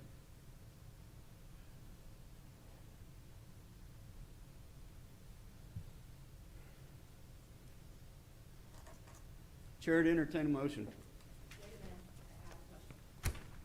the traffic study, and I appreciate your opinion, Mr. Box, but like, if we grant approval for rezoning, the traffic study really doesn't do some good enough when, as if the traffic study shows that there's too much burden, is what I'll use, on Glen Haven. I mean, the rezoning is already approved. Then they don't get their final plats. And ladies and gentlemen, let me explain something to you. They still have to come back to us Also, with their plans and everything else, and and if they don't stick to it, Susan, we don't have to grant them their. I want to make sure that you understand what's happening up here on the Horseshoe.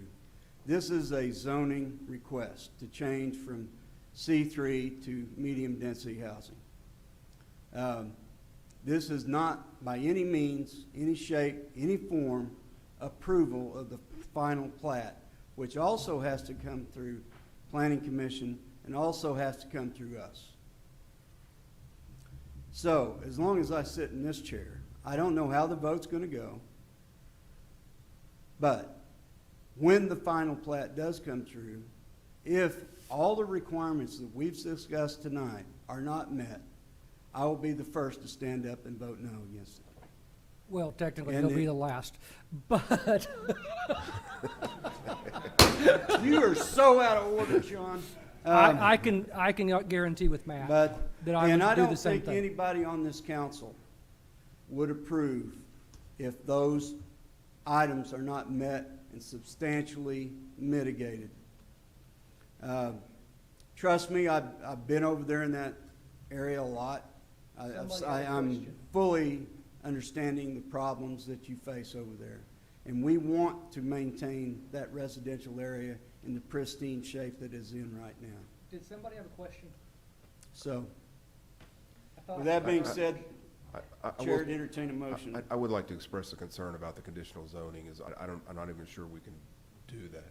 Well, as you're saying we're not getting conditional zoning, is what we're talking about doing is zoning on the You're gonna have condition to that they. speak up, Billy. What we're talking about doing is giving zoning on the condition that it has, meets a traffic study, sewer study, stormwater study, and these different studies.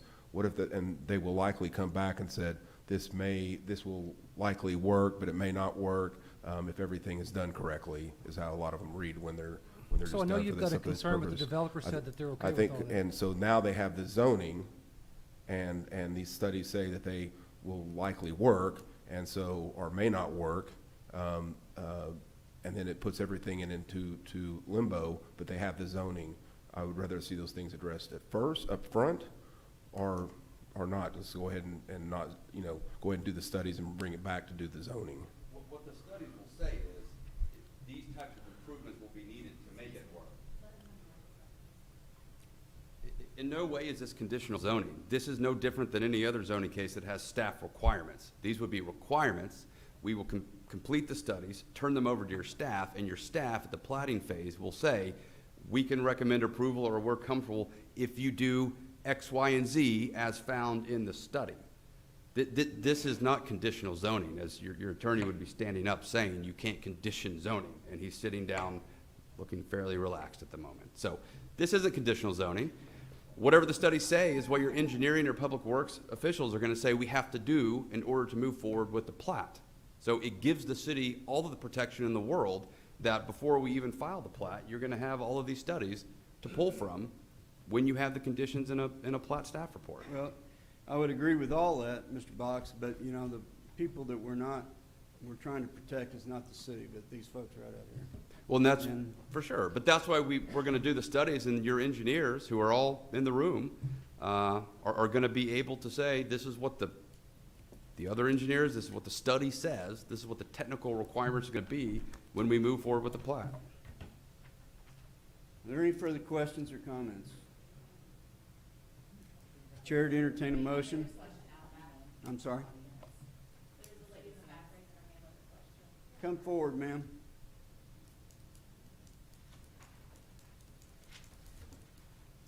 Could you please state your name and address for us? Yes, sir. My name is Renee Bennett, 2925 Bella Vista Drive. One of the concerns I have, he agrees to drop it to 80 houses, but from what I understand, this zoning is for 10 to 20 units per acre. So, If I remember correctly, how it reads is, the way the zoning said, it could have between 10 and 20 per acre.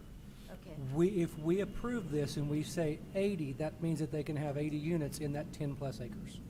It doesn't mean that they're going to be able to come back and say, we want 90 now, or we want 100 now.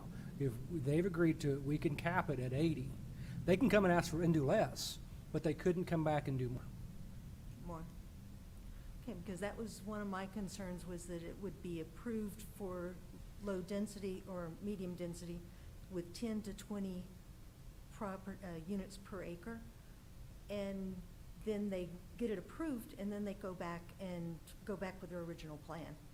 Well, and if they did that, then I can assure you we're going to have issues with it.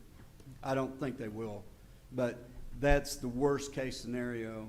Would be 80. Would be 100 per acre, or whatever it turned out to be. So. It'd be 80. I mean, the worst case scenario would be 80, because if it's approved by ordinance. There's no range. It would be 80 by law, not one more. Thank you, Mr. Bond. Billy, could I have you step forward for just a second? If I understood your commentary, Billy, your concern is that you would prefer that we get these studies done first before we make a determination on the rezoning. Did I understand that correctly? That would be my preference. I mean, that would be something that way everybody knows what they're getting into on this.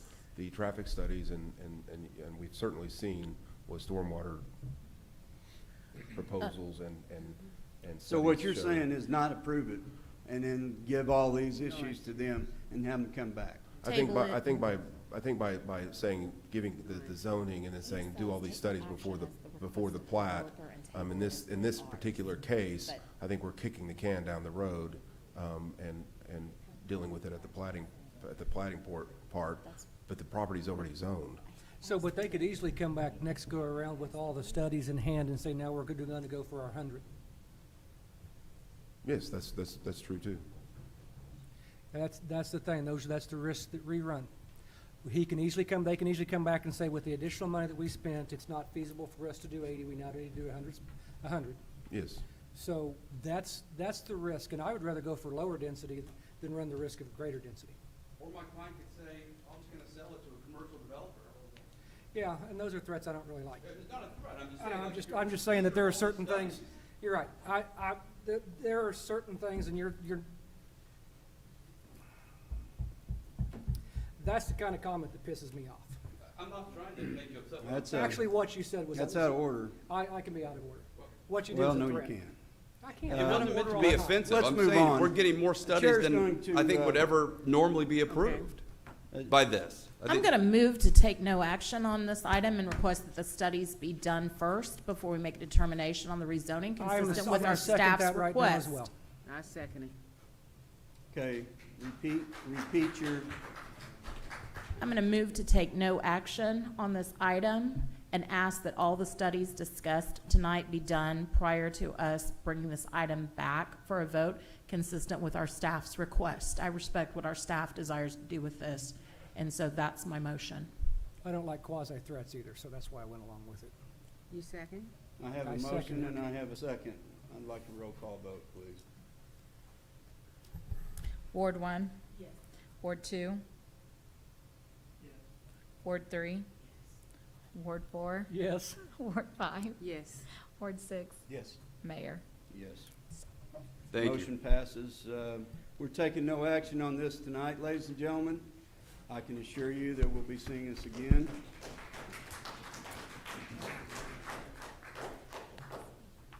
And I'm going to throw this out there just really quickly, Mayor.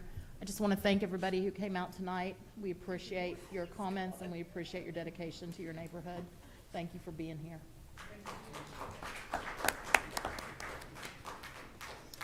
Okay, next.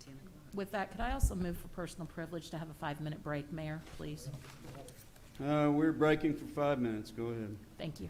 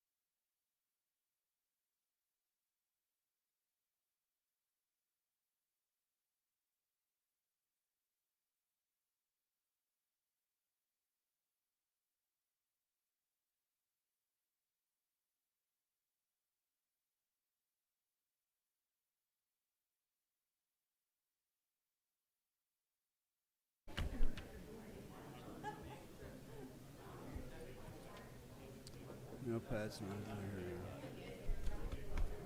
Are we ready? All right, ladies and gentlemen, we're going to go ahead and reconvene.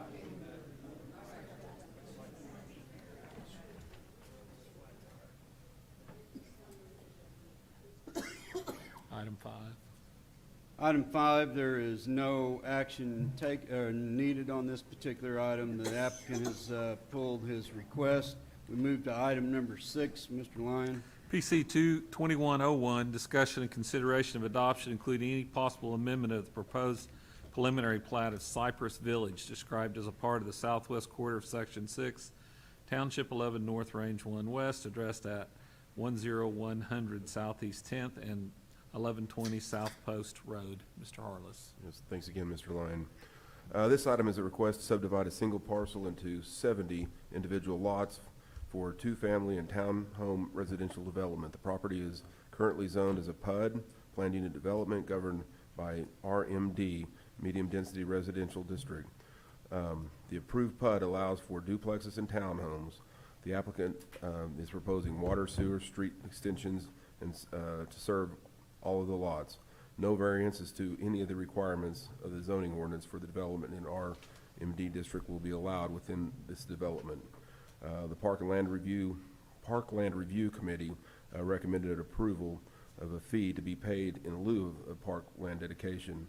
The applicant has requested a waiver to the tree preservation requirement of the subdivision regulations.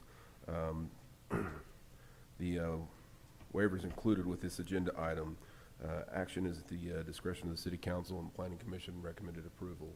I'll be glad to answer any questions. Is the developer here, or the engineer, or whoever? I've got some questions. Imagine that, Billy. Sorry. It's his report. Have you read the staff report, sir? Mark Grubbs, 1800 South Sarah Road. On behalf of the applicant, I have read the staff report and agree with staff recommendations. And just so in the report, it talks about a water line and a sewer line that are already installed. Those are going to be removed. Okay. Just want to make, because they're not up to standards. They don't fit within our layout. Okay.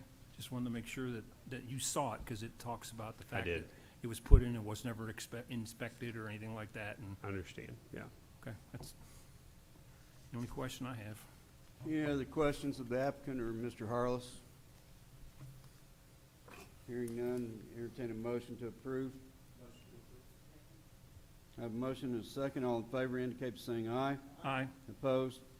Abstention? Motion carries. Next item, Mr. Lyon. Item number 7, discussion, consideration, including any amendment thereto of a request by Mr. Darrell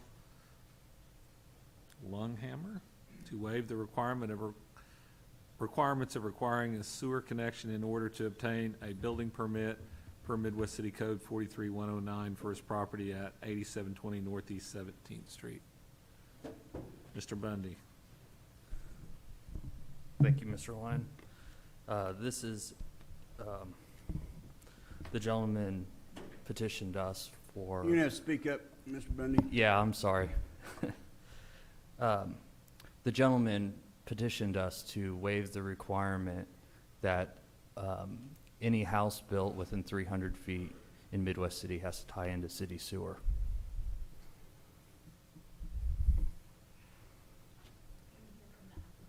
Yeah. Sorry, I forgot my mic. Could we hear from the applicant?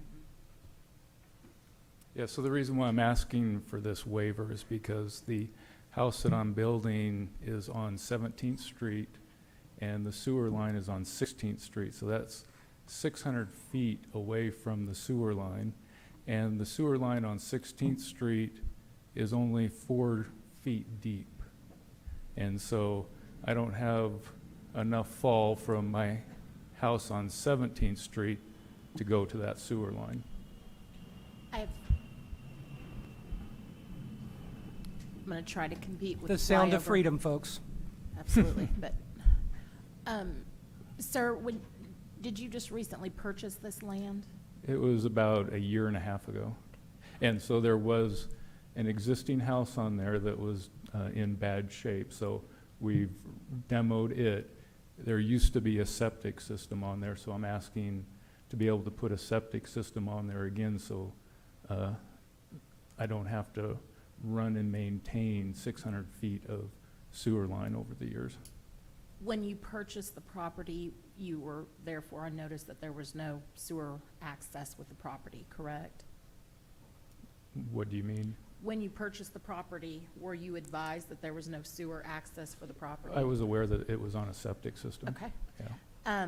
That's another way to phrase it, thank Yeah. you. Were you also aware that pursuant to city ordinance, we require sewer access? Yes, but I since then have found out the cost to run that 600 feet, the maintenance to do it, and I also found out from the city plumbing inspector that I'm going to have every 90 feet two sets of cleanouts, and they have to be sticking up above the ground. So when I'm running through the back part of the property there with my brush hog and cutting the grass, then I'm going to have to always be trying to avoid those. Otherwise, I'll end up cutting the caps of those. So I'm trying to avoid all the You can make long-term those maintenance. recessed and put risers that you wouldn't hit with your motor. I couldn't hear you. You can put those cleanouts recessed and put risers to where they wouldn't be hit when you mow. Well, I was told by the plumbing inspector that they had to be above grade, the Oh. risers. Mr. Bundy, can I ask you to switch to the microphone? I'm sorry, sir, I apologize. Yes. Have we given any type of a similar variance to go with septic versus a sewer line tie-in that you were aware of? Not in recent memory. In fact, similar situations have occurred in the past, and the home builder went ahead and tied into city water, or sewer or water. And that's at the home builder's cost also to tie in, correct? Yes, ma'am. How about Patrick? Patrick, do you have any past history? Let me concur with Mr. Bundy. We have run into some unusual situations, we call it back to the code and made a residence hook onto our systems. But septic systems are still allowed by ordinance in the city of Midwest City, correct? We don't No, that's not what I asked. Are they still allowed as a part of our ordinances? We don't regulate septic systems. Okay. I don't like variances, because they open the door for other variances. And so somebody else later on down the road, they say, hey, you gave this variance, and then all of a sudden you have Pandora's box, because how you treat one, in my opinion, you have to treat everybody. Well, I'd have a hard time, sir, and I apologize, but I'm going to be upfront and honest with you. I would have a hard time voting to give you the waiver of variance because we were provided a document by Mr. Bundy, and there's a graph on there, and it shows 7 other places that basically it looks like it was a similar situation, and they were required to put in sewers, and I think it would be unfair if we, it'd benefit you, but it wouldn't be unfair to the rest of these people that they had to do it, and then we grant the waiver to you. So I agree with Mr. Reed's. Have you started building the house? When did you start building the house? I started with the foundation about 2.5 weeks ago. After you knew on May 5th, 2020, that you were going to have to tie into the sewer. Yes, but at that time I didn't have any kids, and so it's a Okay. huge cost to run that 600 feet. And I'm just a single family. I'm going to actually build that house to live there. As much as I understand how expensive that is, I think that if we were to do this, it sets us up for all kinds of potential headaches down the road. And that's one of the things that we all weren't, and trust me, we are far from perfect. But one of the things that we try to do is to not set up future headaches for the future Bundys and the future city manager and the future mayor and staff that's here. And so, while I totally understand where you're coming from, I am going to make a motion to deny the variance. I have a motion and I have a second. Do I have any further discussion, or is there any other questions of the applicant or Mr. Bundy? Hearing or seeing none, all in favor of denial? Aye. Aye. Opposed? Abstention? I'm sorry, sir, your request's been denied. Item number 8, Mr. Lyon. Discussion, consideration of adoption, including any possible amendment to an update to the temporary traffic calming measures installed along Murray Drive and Cardinal Place 6 months ago in June of 2021. Patrick? Thank you, sir. Bring this item before you. If you remember, this past spring, we were approached by the residents on Cardinal Place and Murray Drive concerning traffic through their areas, and they were asking for some certain impediments that we weren't comfortable with granting.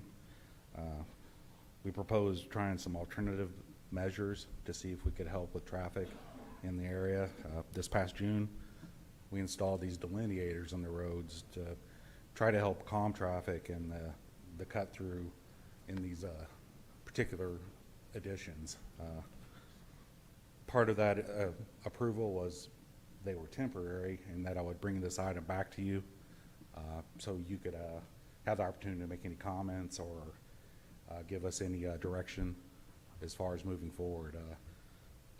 I've spoken with PD.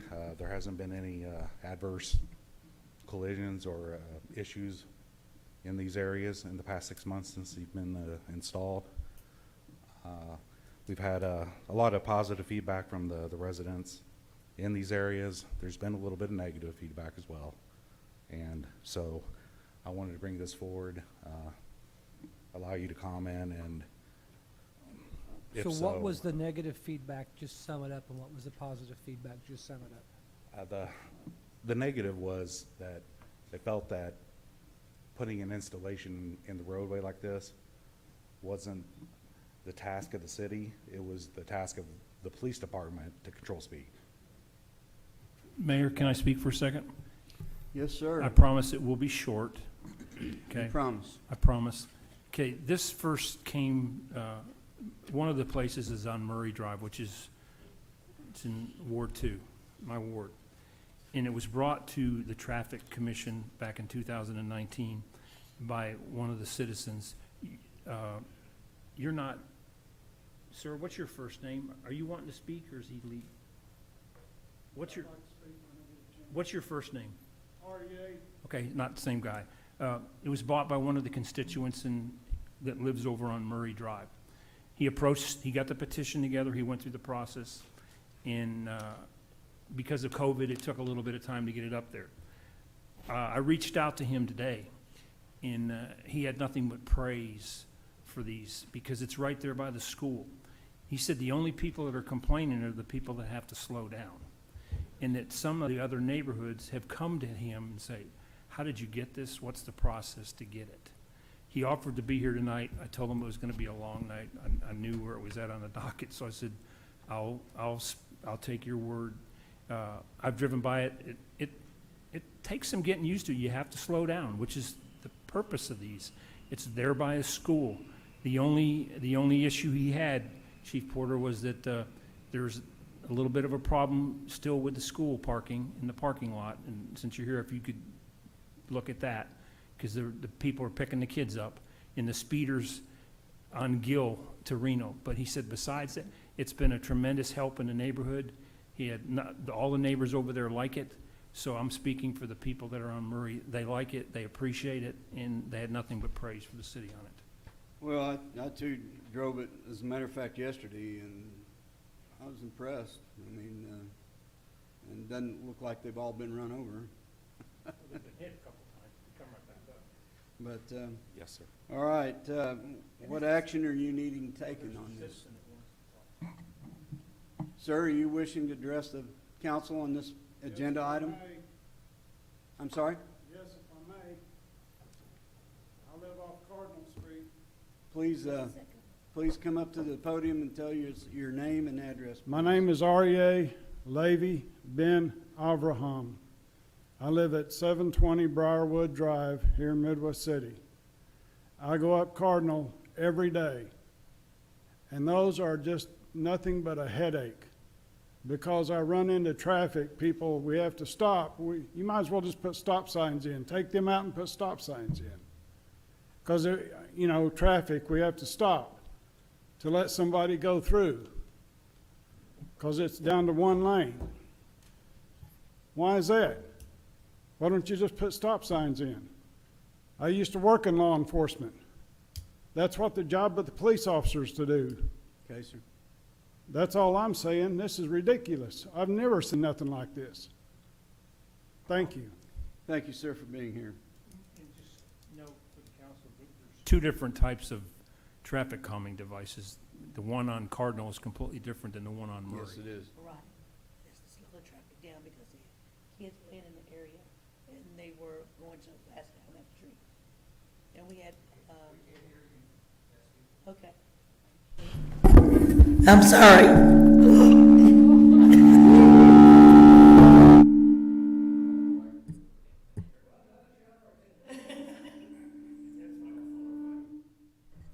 Okay.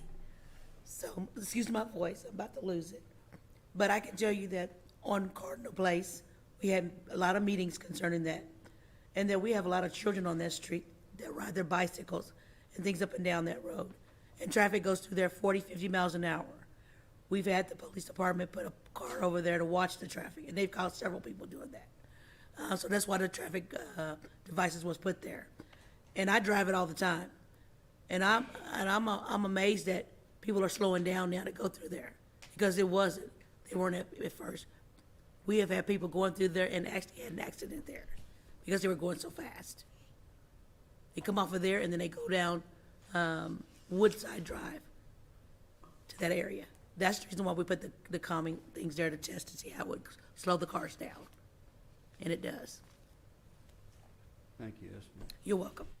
So, the action needed is to adopt this method of traffic control, is that correct? Yes, sir. I was looking for the endorsement of leaving these in place and at the possibility of maybe expanding this program and implementing in some I other think we places. need to look at Glen Haven next. Yes, sir. Chair to entertain a motion. Time out. As long as we expand it 100% with the input of the neighbors, which I know, but I'm just throwing that out there. I mean, I would hate to live on a street and look up and have that thing put up without any input from the folks on my street, because I'd be like, what the heck is that? I didn't say hell, so I'm not out of order. Chair to entertain a motion. Make a motion to approve that we implement or expand this program. Have a motion and a second. Any further discussion? All in favor indicate by saying aye. Aye. Opposed? Abstention, motion carries. Thank you, Patrick. Item number 9, Mr. Lyon.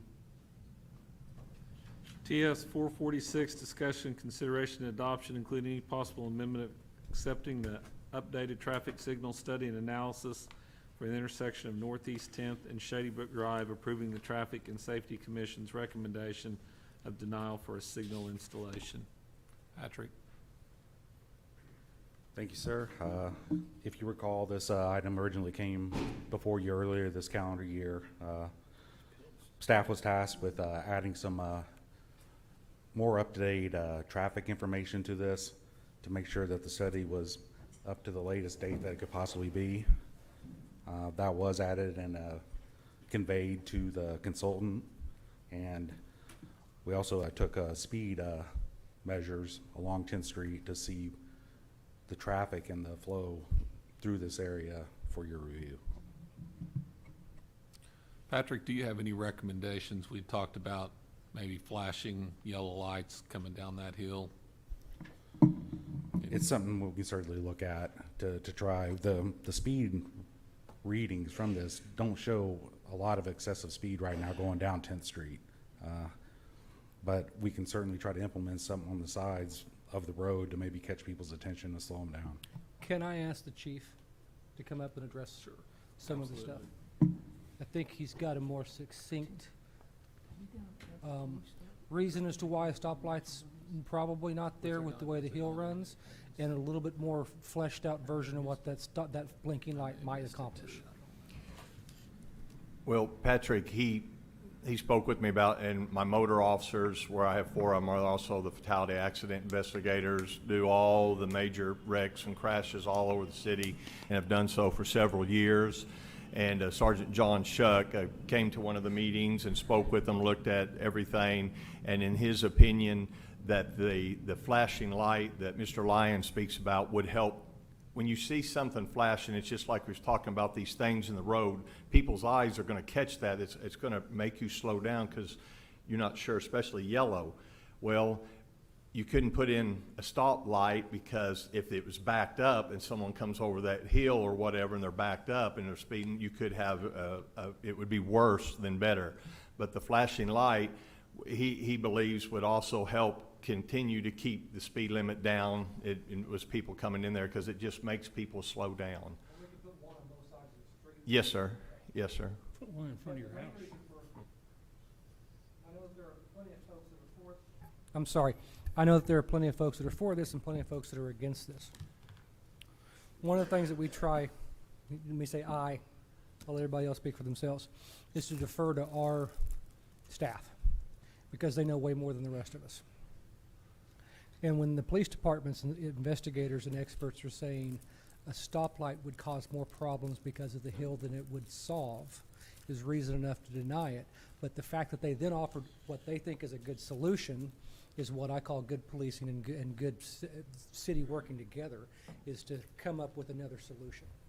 So I'd love to see those solutions worked on and put into place as quickly as we can. Any further questions or any comments? Chair to entertain a motion to deny. Motion to deny. Is it to deny or accept the recommendation? No. Is that It would be That's a good denial of signal installation. second? A motion and a second. Any further discussion? Time out. So, discussion and consideration of adopting, including a possible amendment of accepting the updated traffic study. So we're accepting the traffic study, but we're denying at the same time. I wanna make- Denying the signal I want to make sure. installation. Yeah, accepting the study, denying the. So we're making a motion, I'm going to make a motion to accept the study while denying the stoplight. Second. I have a motion and I have a second. Any further discussion? All in favor indicate by saying aye. Aye. Opposed? Abstention? Motion carries. Item number 10, Mr. Lyon. Okay, item number 10, discussion consideration of a resolution including any possible amendment of the City Council of the City of Midwest City to rescind Resolution 2018-31, withdrawing from the trust agreement and indenture creating the Regional Transportation Authority of Central Oklahoma, RTA, and rescinding appointments to the Regional Transportation Authority of Central Oklahoma. Ladies and gentlemen and council, as you know, I've been our ACOG representative since I've been mayor. And I want to preface this by saying that I still think the RTA is an excellent idea. It's an idea that should have come to us 30 years ago. But through several things happening through the RTA, I can no longer put forth the financial requirement in good faith to our citizens and to you to continue our participation in the RTA until some planning and other things take place. We've been in discussion with the RTA. We have explained our concerns, including ensuring that Tinker Air Force Base is included in on the conversation. And that's the reason for this request. Mr. Well, Mayor, I think can we have more reasons that probably should be Okay. put out there, I such have a as. couple. Let Pat go and then I'll. Okay, throw a I couple. want to echo on what Mayor Dukes just said. As a result of availability to meet with some of the people from the RTA and people on the board, the mayor and I have been involved with discussions with them, along with the city manager, Robert Coleman. We've had several meetings with them. And I'm for rapid transportation. I think it's a good idea. I think our city could use it. However, there's one issue in it that came up that, we talk about we're trying to correct problems or we call it the sins of others. Personally, I think if we were to go down this road, we would be creating an issue for the people that will follow us probably 10 or 15 years from now. Because one of the issues that the way this trust is set up is it includes Edmond, Moore, Oklahoma City, Norman, Del City, and us. And the way it works is that as a group, that whole group would vote to fund this transportation system, which for some part it's going to be a rail, some part's going to be bus. But the issue is the citizens of Midwest City could vote down that they don't want to support it, and it looks like it's going to be a sales tax if it goes through. And the way it works is the majority, and it's a whereas, it's one of the things in the resolution. It talks about the majority of the citizens of the city of Midwest City could vote to turn the tax down, but if the tax was approved by the majority of the people who voted, wherever they voted, whatever city they were in, the citizens of Midwest City would be subject to that tax. And even though the majority of the Midwest City residents voted for it.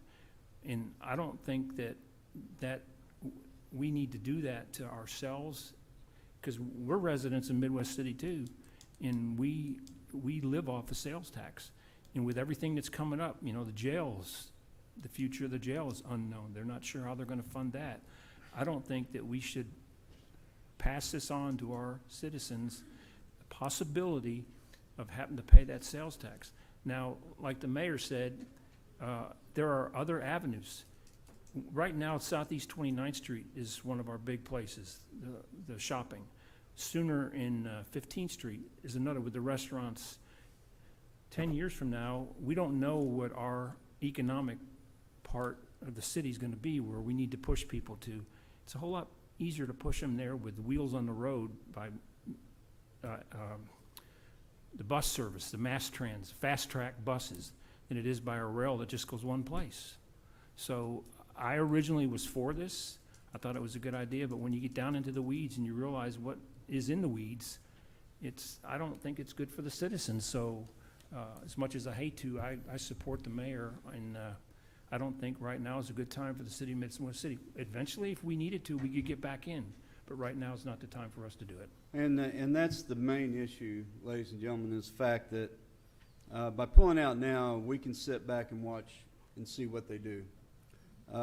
If we remain in it, and like Mr. Byrne was saying, we allow that vote to go through, we would have to come back to the vote of the people to get back out of it. And one of the disappointing factors is the fact that the RTA has pursued no other funding source other than sales tax.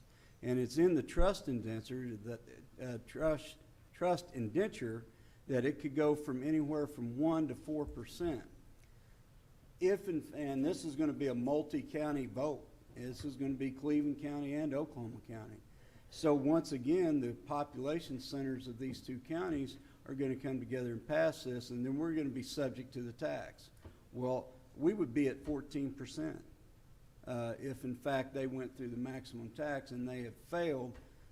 They've used a lot of political capital to pass other things, but not to pursue other sources of funding. Plus two, they want to do another study on the feasibility of mass transit in the Oklahoma City metropolitan area, in which we would have to foot the bill. And they cut themselves off by $500,000 of funding to pursue that study.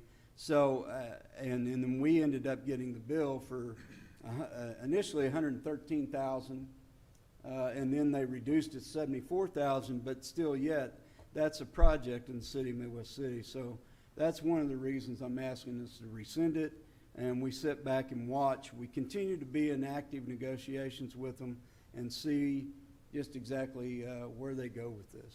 And Mr. Lyons has continued to be correct. You've still had dialogue with them about the expanding the bus service. Is that correct? Yes, that's correct. We continue to discuss with Embark the bus service, and I would like to point out, this is not impacting our current bus service in Midwest City. This has nothing to do with the bus service. The only confusion is surrounding that the RTA is being managed by Embark, which is run by the city of Oklahoma City, so it's created some confusion. But this is not going to impact what we're doing with our current bus service in any way. And actually, we can as a city, enter back into negotiations if we wanted to expand our current bus routes into negotiations with Embark and expand what we offer the citizens as it is. And that would be a budgetary issue that we could discuss next year. Or And we could enter into a contract with the RTA to do a rapid bus service. And I would Sorry. just point out from an issue that I raised, Embark is taking input with regard to their essentially planning for their routes currently. From a conversation I had via email with Terry Kraft, and Tim is familiar with this one. And so they're asking for input. So if citizens out there do have input, they can go to, and I believe it's as simple as www.embark.com, and put in input about what they would like to see for bus service, or let us know about those, because we have looked at also expanding our bus service. And we do have in quite a lieu bit of of spending- participation. In lieu of spending this kind of money, so. With that being said, any further comments or questions of me? The chair to entertain a motion. We had a motion and a second to withdraw from the RTA. Any further discussion? All in favor indicate by saying aye. Aye. Opposed? Abstention? Motion carries. Thank you, ladies and gentlemen. Item number 11, Mr. Lyon. Discussion and consideration, including any amendments to adopting a resolution fixing the amount of bonds to mature each year, fixing the time and place the bonds are to be sold, and authorizing the clerk to give notice of said sales required by law. This is our revenue bonds, or not revenue, our general obligation bonds for the police fire training facilities that we can go ahead and sell. And Mr. Motion to approve. Weidman, we've made him wait this long. We ought to give him Sure, I'll 23 say milliseconds. John Weidman. The less Yeah, this words is the attorneys say, first the less it action. costs us. This is the first action for the 5.7 million. We'll come back January 25th with the sale and close on March 10th. Chris Gander, BOK Financials here, if you have any questions. Oh, I enjoy the conversation. We'll make sure he's last on the agenda next time. Any questions, Mr. Weidman? Chair to entertain a motion. Already have one. Can't help it, I'm faster than you.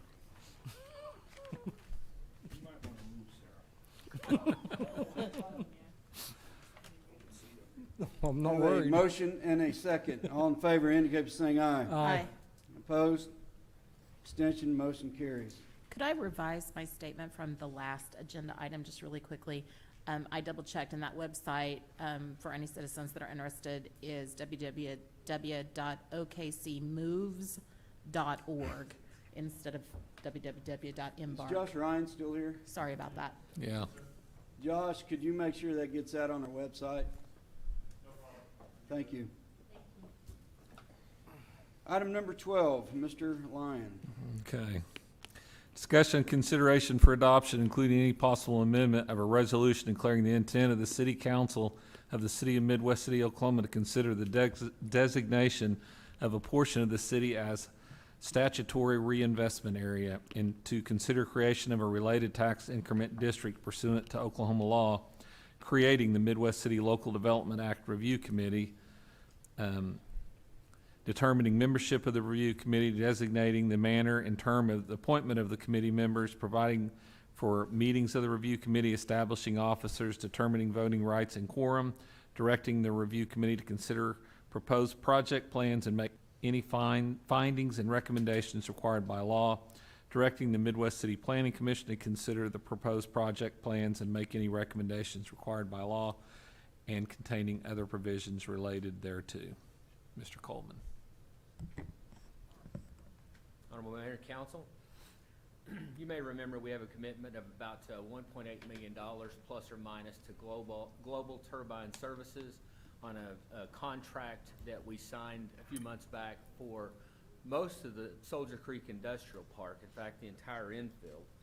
And that commitment is partially toward economic development financing on one of the buildings, as well as salary rebates and some infrastructure improvements on and around the site.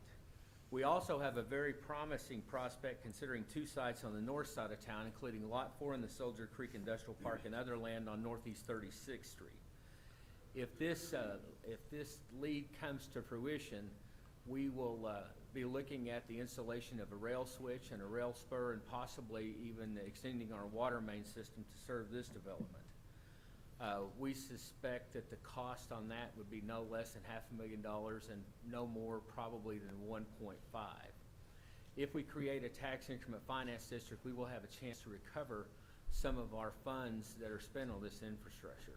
The land in question right now belongs to the City of Midwest City and the Utilities Authority and has no assessment against it. So all of the improvements that are done to it would be possibly used to pay off the tax increment finance district. Lastly, we've been working in conjunction with the University of Oklahoma Quality Communities and the Institute for Quality Communities and the City of Spencer on Vision 23. And Vision 23 is a plan to improve the streetscapes and the walkability and other factors that right now we feel hinder the economic development on Northeast 23rd Street. This would be a small component to a potential TIF district if there's that kind of revenue available, but it is something that we may consider if there's enough money to go around. We already have been in contact with the taxing entities who have interest in this area, and they in turn are ready to send representatives to the committee.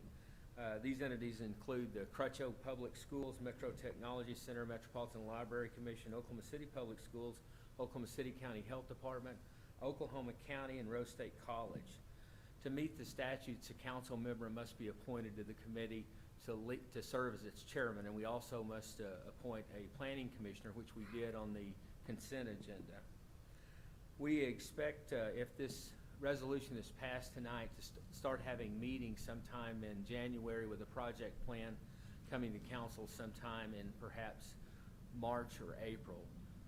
We're looking at a closing with Global Turbine Services in February, could even be earlier, and we have got to be prepared to deploy a project plan in advance of any type of development occurring in the Soldier Creek Industrial Park.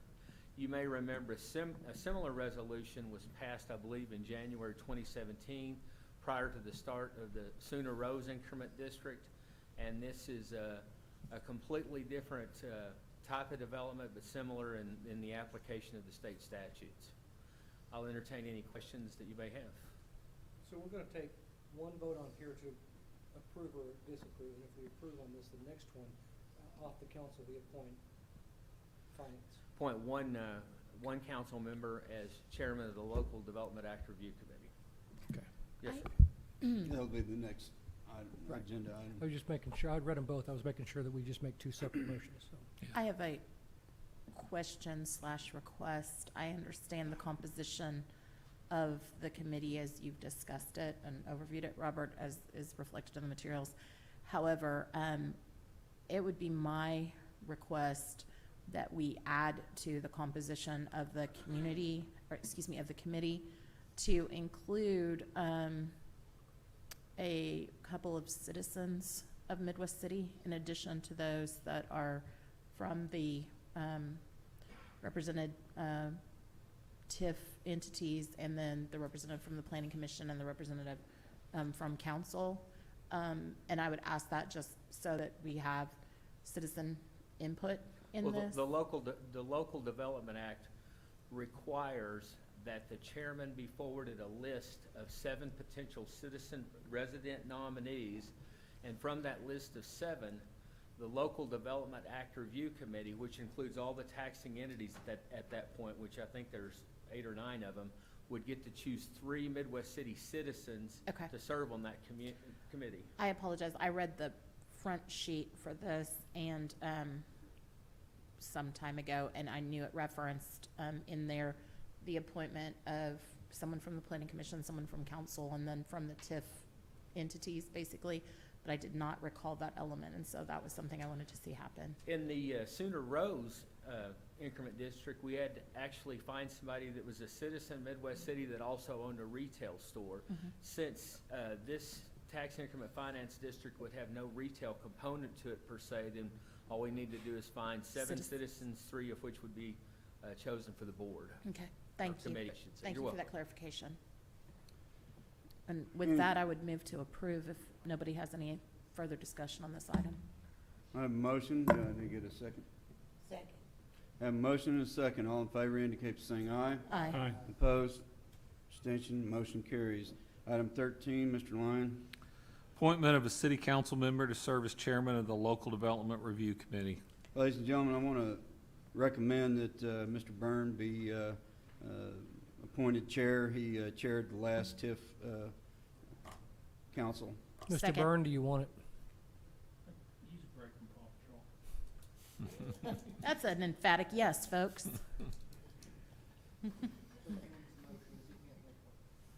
He moved, I seconded. I can't make a motion. I'm just recommending. Sorry, I was like, wait a minute. Yeah, chair can't. I'm gonna move to appoint Pat Byrne. Second, anybody? I have a motion and I have a second. Any further discussion? All in favor indicate by saying aye. Aye. Opposed? Abstention? Motion carries. Item 14, Mr. Lyon. Discussion consideration for adoption, including any amendments of an ordinance amending the Midwest City Municipal Code, Chapter 2 Administration, Article 10 Payment of Municipal Obligations, Section 2-143 Authority to institute legal action, settle claims, providing for repeal or severability, and effective date of January 15th, 2022. Thank you, Mr. Mayor and council members. Last council meeting, there was an adoption by this council to increase Mr. Lyon's authority to approve contracts from $25,000 to $50,000. During some research, found that we have an ordinance that only allows Mr. Lyon to agree to settlements of matters at the amount of $12,500. This change would increase that to the same amount as with contracts to $25,000. Move to approve. Or a second, either way. I have multiple motions and multiple seconds. All in favor indicate by saying aye. Aye. Opposed? Abstention? Motion carries. Ladies and gentlemen, we move into the new business public discussion over our agenda. There are several of you that have signed up to speak to us. I want to remind you that since none of this is an agenda item, we cannot converse back and forth or offer any resolutions to your issues. I would, again, in the recognition of time, ask that you make your comments brief and to the point, and I will start with Mr. Bain.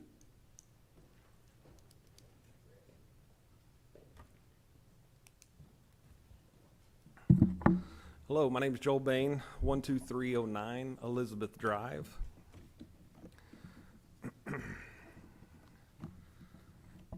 Speaking as a Midwest City resident, a retired Midwest City Fire Department prevention officer, someone who has worked with the Midwest City businesses, and now the director for a nonprofit, the Middale Group Homes, I think that it is imperative that the council revisit the adoption amendment of Chapter 15, Article 3, Division 2, Section 15 through 59, Fire Department annual inspections, defining the new charges for annual license, annual fire inspections, re-inspections, and consultations. The information presented to the council, which is attached to the agenda of November's council meeting, and then what is directly quoted in the Midwest City Beacon article by the fire chief and the fire marshal is misleading, contradictory, and leads to so many more questions that need to be answered. Here's some concerns that I have. If the Midwest City business owners are charged for an annual inspection, how's the procedure needs to be explained thoroughly to the tenants? How much time will be dedicated for an inspection now that the business owners are paying for services? A 90-second inspection cannot be tolerated. Will the fire inspectors spend time to educate tenants? Are they still offering free fire extinguisher training? Will the inspections be scheduled? How will they be implemented and tracked? For example, I've had 3 annual fire inspections in the last 3 months at Middale Group Homes. What is the difference between a high hazard, a moderate hazard, a low hazard, and how do business owners know what to expect? Will they be shown how they become that hazard class, since it could be $50, $75, or $100 per address? I have 4 group homes with sprinkler systems, and it states that there's a $100 fee for an acceptance testing of the fire protection systems. I would like everyone to know that the fire inspectors nor the fire marshal can test any system, so why am I paying the same amount for the service company to service them and then paying the fire department the same amount to walk in and take a picture of the green tag, which is what they do?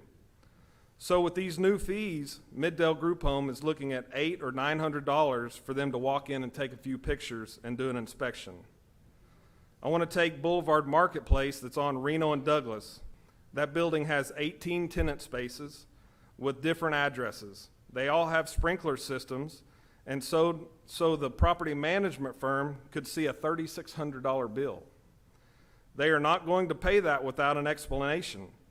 So we could have possibly 18 businesses close with no running water. According to item 10 on November's, I'm sorry, sir, I'm gonna Yes. stop you for 1 second, I apologize. Okay. I'm sorry, could you all try to lower your voices type of thing, because I can't, I'm Do I trying need to to speak give. up, or? No. No, you're fine. just Okay. The audience, sorry, Okay, thank you, I apologize. okay. According to item 10 on November's agenda under section 3, a reinspection is at the officer's discretion, which I believe is unethical. It is a $50 reinspection fee and then $100 for a continued reinspection fee occurrence. When I was in the office doing inspections, at least 50% of all inspections had some kind of deficiencies. And that number could easily go to 75% if there is now money attached to it. This turns into an easy money grab, in my opinion. In the past, business owners have felt intimidated when fire inspectors came in to a surprise visit to their facility, and unfortunately, this affects our firefighters on the truck. They may come in after an inspection to do pre-planning and immediately be told there's already been an inspection done. They have to explain to the owner that they're only there for a pre-plan, and now with this fee structure, every time an owner sees a fire truck pull up, they'll think they're getting feed and not want to see our firefighters. The fire chief was quoted in the Beacon's article that this is not meant to be a punitive thing, but to make people do something. But the fire marshal is quoted in the same article stating that even if it's a small business, they can be faced with a reinspection fee. That makes them have skin in the game for them to do what's right. You can interpret that how you want, but it sure sounds contradictory from what the fire chief states to what the fire marshal states. Right now, if a business does not comply with fixing deficiencies, they can be written a ticket. So they do have skin in the game. In November's council meeting, the fire chief stated that they evaluated fees and services as compared to other cities, and there was room for us to make adjustments and looked at neighboring cities to see. The Midwest City Beacon article states that part of the ordinance review included comparison of fees charged by other municipalities. The fire marshal was quoted in the article that now they preliminarily looked at Oklahoma City and Tulsa, which both have permit fees and use the International Fire Code. I want to also note that the International Fire Code does not state departments should be charging for annual inspections. And I brought that book with me, and if anybody wants to see that. There is over 1,100 fire departments in the state of Oklahoma. 1/3 of those departments do annual fire inspections. 0 of those departments complete 100% of their annual fire inspections. No other city in the greater metro area fees their annual fire inspections, reinspection fees, and other fees to this magnitude. I have contacted Del City Fire Department, Norman Fire Department, Moore Fire Department, Edmond Fire Department, and Oklahoma City Fire Department to ask about this. The Oklahoma City Fire Department was the only department to charge for an inspection. In Oklahoma City, they have fees for high hazard occupancies only, and it's $85 that covers everything from the consultation, inspection, and re-inspections if needed. It is my understanding that these fees will be added to their Midwest City utility bill. What happens if these fees, consultation fees, operating permits, Reinspection fees are not paid by the due date on their utility bill. Will their water be cut off, which directly affects our daily business's operations? Middale Group Home just had our Christmas party this weekend, and the local restaurant that catered the event stated that they're in the red about $3,000 a month due to increased food cost and labor shortages. Is this really how we want to help our local businesses? Midwest City should be asking how we can help businesses instead of padding the fire department's budget. Also, are we really charging a $50 consultation fee? Does the time of the fire marshal really need to have a cost to it for business owners to ask safety questions about their buildings? What is the reasoning behind adding these fees? In the Beacon's article, the fire chief is quoted saying it will help the city recover costs for services and help improve the safety of our buildings. But then the article states that the revenue for the new fire inspection fees will go towards the fire department's budget. The Midwest City Fire Department has never charged for annual inspections, re-inspection fees, or consultations. Our tax dollars pay for their salaries, and their job is to provide this service to the businesses so that the tenants are operating in a safe environment. The fire department needs to be fully funded, but there's no reason to add these fees to businesses in order to recover costs, pad their budget, or to hire a new position. So many Midwest City businesses already are struggling to keep their doors open due to the low workforce, the effects of COVID, and increased operating costs. Within the last week, it has come to my attention that a new fire prevention officer inspector position was posted internally at all the Midwest City fire stations, and the guys were told that these inspection fees were going to cover this new position. I believe that the council was definitely misled and not given the necessary information to make an informed decision on this ordinance revision and adopted fee schedule. For the sake of Midwest City businesses, I ask that you please revisit this issue as soon as possible. Thank you all for your time. Thank you, Mr. Bain. Thomas Byrd.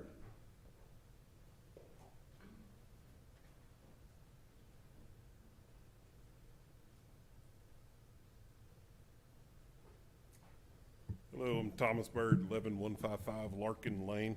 I'm going to follow up with what Joel said. I have a customer. I'm on the service end, and I have a customer that lives here, has a business here in Midwest City.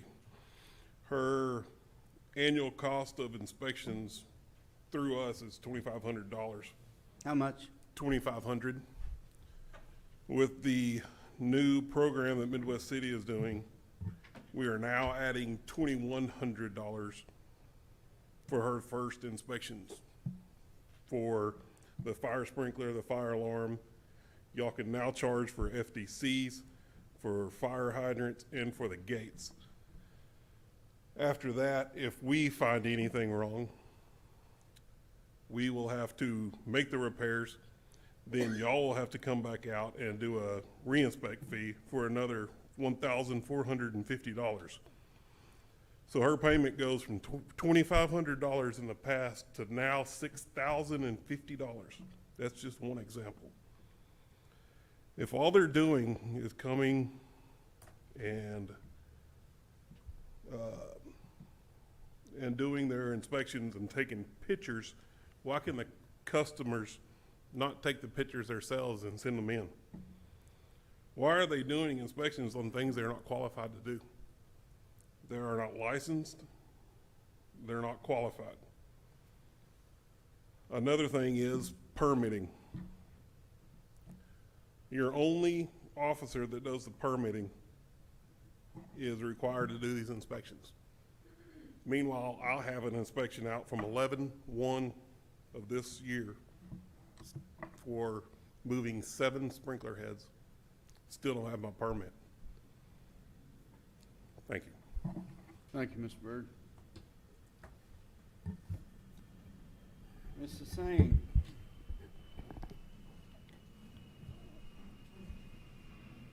Hi, Brittany Hussain, 609 Crescent Circle.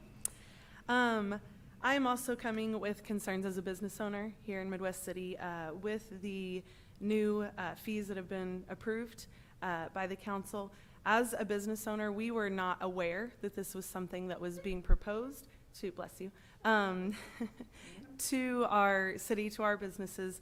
We learned about this after it was already approved.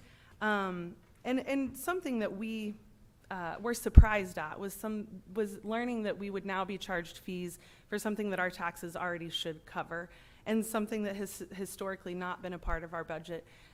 We, as a business, are remodeling and doing some pretty large renovations that have been in process for several months now. Because of some other things that we'll address later, our construction has been, it hasn't come to a halt. It was stopped for a few weeks, it was delayed, and now, because of the implementation of these fees, we will now have to pay fees when we have our fire marshal come out to do an inspection later this week. Was not something that was originally in our budget, was not something that we had was even on the table at the time when we started our construction in August. And that is concerning to us. We also would request that the council revisit these fees, revisit the approval of this. We really value safety of our community, of our customers, and that is valuable to us, and we understand the necessity, and we support the necessity of this. But safety shouldn't come at a cost. As a business owner, we feel that if we are trying to keep our customers safe and keep our community safe, putting a cost on a consultation seems a little bit absurd. Because our desire is to keep our community safe. One last thing I would like to say, it was very evident tonight that you guys fight for the citizens of this community, for your constituents. I would just ask that you would fight for our businesses. We are members of this community. We are citizens. We live in Midwest City. We own a business in Midwest City. We love this community. We love our support and our customers. And I would just ask that you as a council would fight for our businesses, just as you fight for our citizens. Thank you. Thank you, Ms. Levine. Mr. Hawk.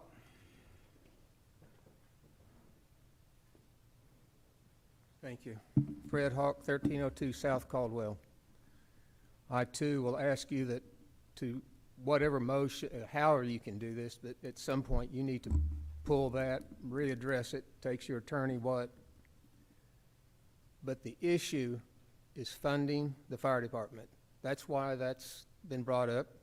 We took lighting in the past years off of paying for it with sales tax, put that on the water bill. We passed a sales tax with earmark 0.75, wasn't it? 0.75% for them. It was on that. That was theirs. I didn't know they run the shoe here, but they mandate that, I won't say mandate, but anyway, that was on there to be earmarked for them. We have bond issues that tax the businesses we're paying. We voted to get these improvements. Fire department got it, police, all across the board, a lot of them capital improvements, but now the businesses are going to see, ones that are rentals will see rate increases because taxes are going up substantially to some businesses. But those were voted for. But I want to read the quote to you right now. We paid for a survey in the past 10 years. I sat here, reviewed it when the chief was going over the things they found, what we wanted, what didn't like, et cetera, et cetera. But this is not unique to Midwest City. This is going on East Coast, West Coast, North, South. Cities across the nation are hammering their heads against the walls funding today's modern society, and tax revenues cannot keep up with it. This is unsustainable, okay? You know that. But we keep kicking the can down the road. I'm just going to tell you, this is a 1986, and this was very similar to that we paid for. We have 50, and this is United States, this is across this nation, we have 55% more professional full-time firefighters than we did in 1986. This particular one I'm quoting you from is 4 years old.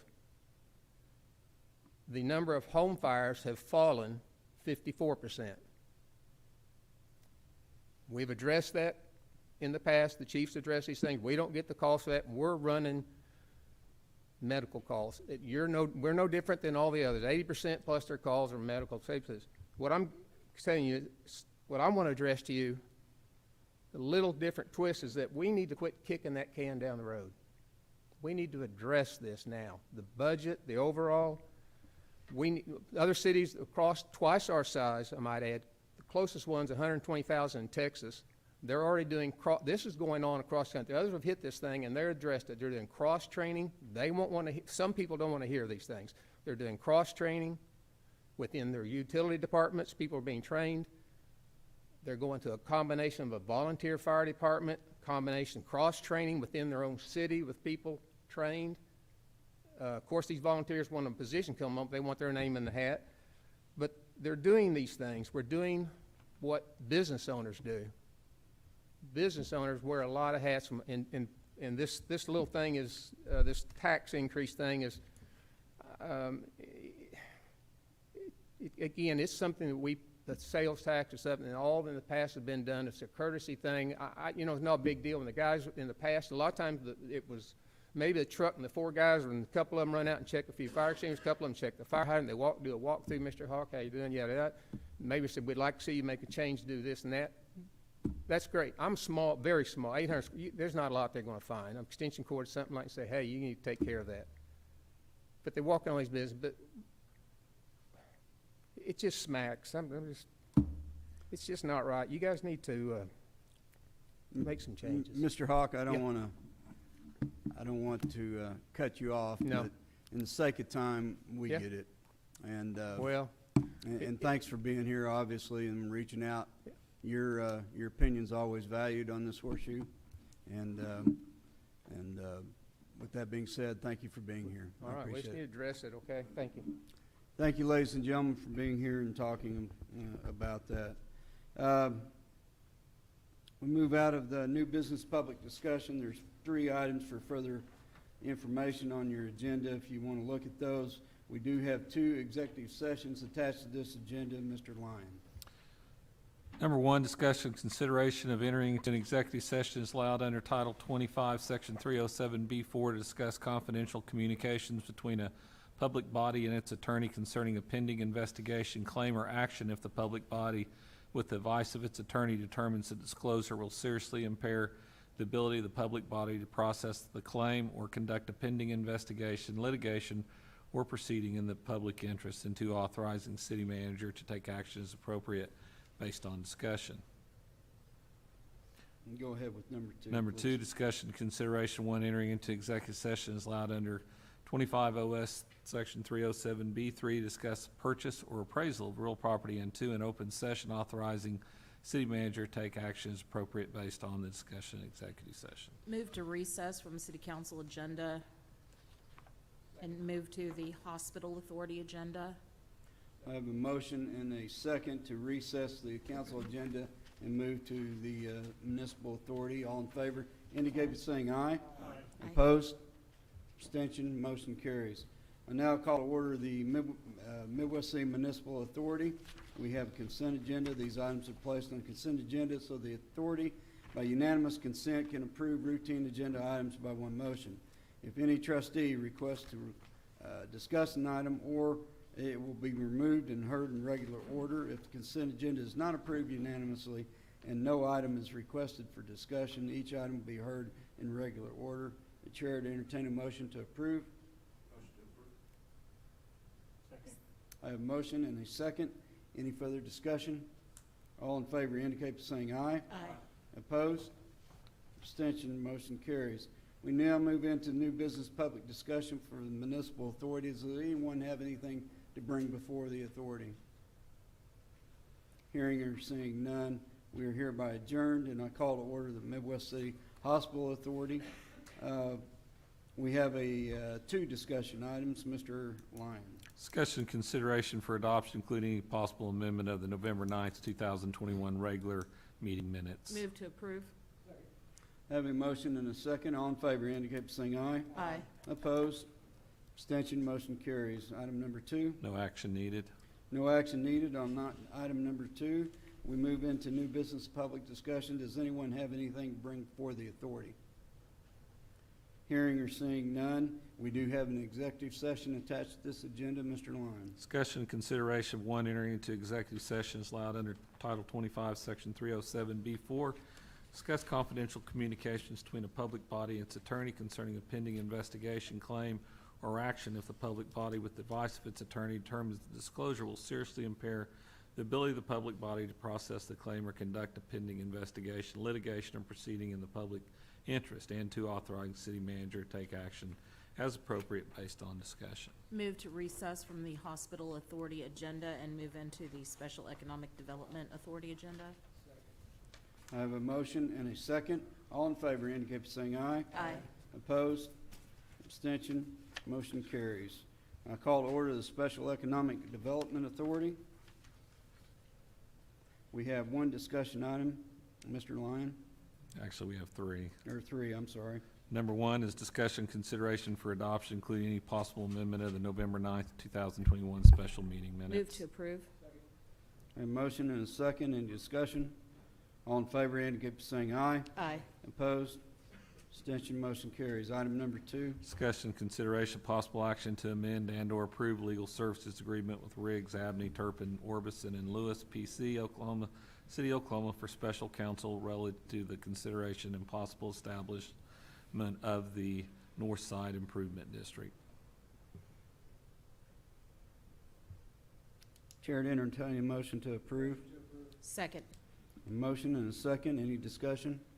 All in favor indicate by saying aye. Aye. Opposed? Abstention? Motion carries. Item number three, Mr. Lyon. This is our addendum.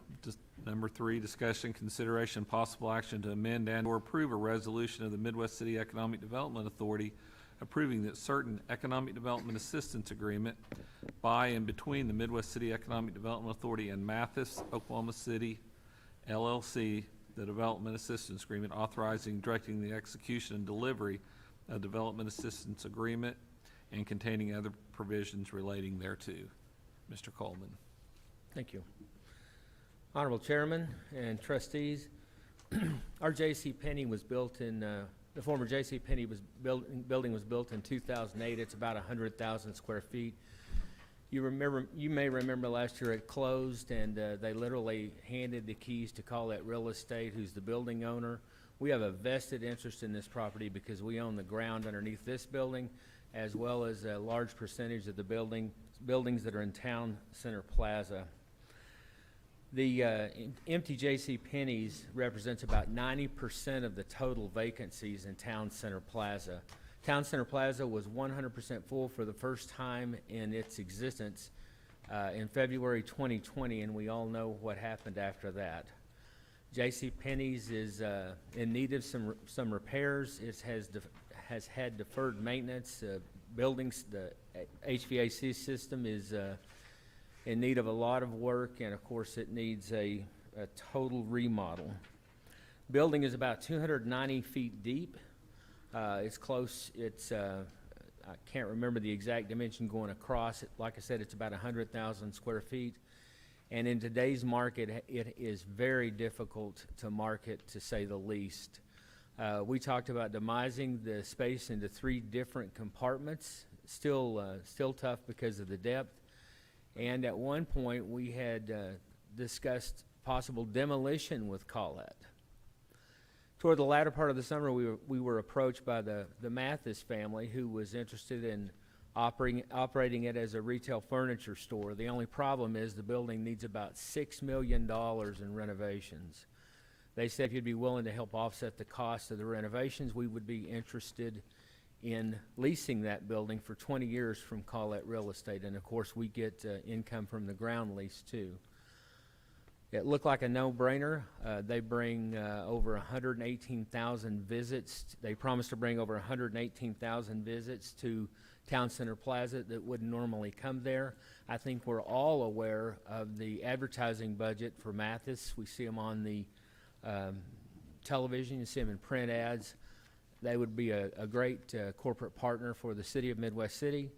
And the resolution that you have in front of you is to enter into an economic development agreement that would give them a 50% sales tax rebate. I shouldn't say rebate because the money will actually come out of the EDA. We can't give a direct sales tax rebate, but the economic development incentive is directly tied to the amount of sales tax that they produce in Midwest City. It is a 20-year agreement, or the first $3 million that is rebated toward Mathis. It will bring a new concept to the city, as well as an Ashley store and a Lazy Boy store. I'll try to entertain any questions that you may have, or answer any questions that you may have. I just have an ask in terms of what's our proposed return on investment with this, Robert? I mean, we're being asked for a $3 million initial investment, right? Or is that an It is annual? it is totally performance-based. Okay. Let's say they do $1 million worth of business in Midwest City, and we suspect it'll be much more, because we have $4 million in furniture sales leakage right now. Our market capacity, I feel, is even greater than that. But let's just say they do $1 million worth of business here in a year. So our normal sales tax percentage of that would be $46,000. We would rebate $23,000 of that, but we're really not doing a sales tax rebate. It is coming from the rent collections from Town Center Plaza. We would keep 23, we would send 23 back to them. That would be based on a calendar year. We would pay that out between the 1st and 31st day of our fiscal year, the next fiscal year. The total for the agreement is $3 million, or whichever comes first. Mr. Mayor, I'm sorry, I thought you were done. Go ahead. I'm sorry, I didn't explain it well, but that's.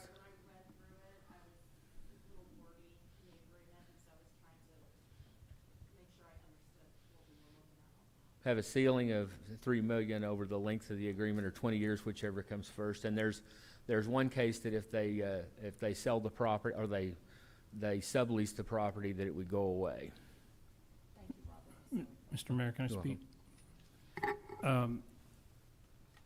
There's a story out there that if two people know a secret, it's not a secret. This has probably been one of the hardest secrets to keep in Midwest City for months. Tim Lyons and Robert Coleman, this is unbelievable. Thank you. Concur. Great job. We get beat up a lot, like we did tonight. And it hurts when we sit up here and we're told you're going to throw a pie in somebody's face.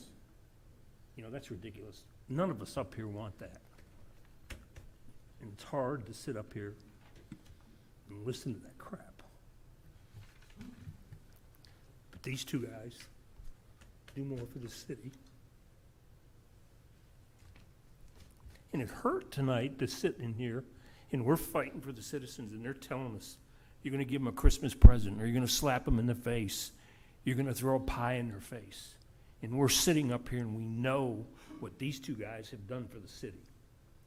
And yeah, we stub our toe. We stubbed our toe on the fire deal. We know it. The nonprofits, we know it.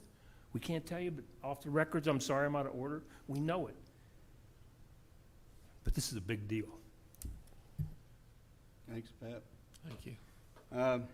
I think this is a no-brainer, so Chair to entertain a motion to proceed. To approve. All in favor? Opposed? Abstention? I think it carries, Mr. Coleman.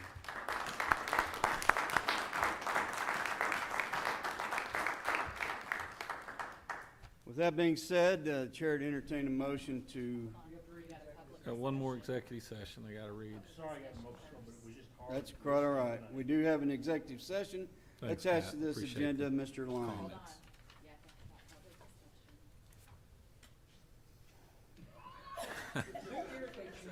It's not hard to listen to this. It's a race tonight. I do not like that. We do have public discussion. Does anyone have anything to bring before the authority? Hearing or seeing none, We do have an executive session attached to this agenda. Mr. Lyon. Discussion and consideration of one entering into executive session is allowed under 25 OS Section 307C11 to confer on matters pertaining to economic development, including the transfer of property, financing, or the creation of a proposal to entice a business to remain or locate within the city, and the two open session authorizing general manager, administrator to take action as appropriate based on the discussion in executive session. Move to recess from the Special Economic Development Authority agenda and return to the City Council agenda and adjourn to executive session.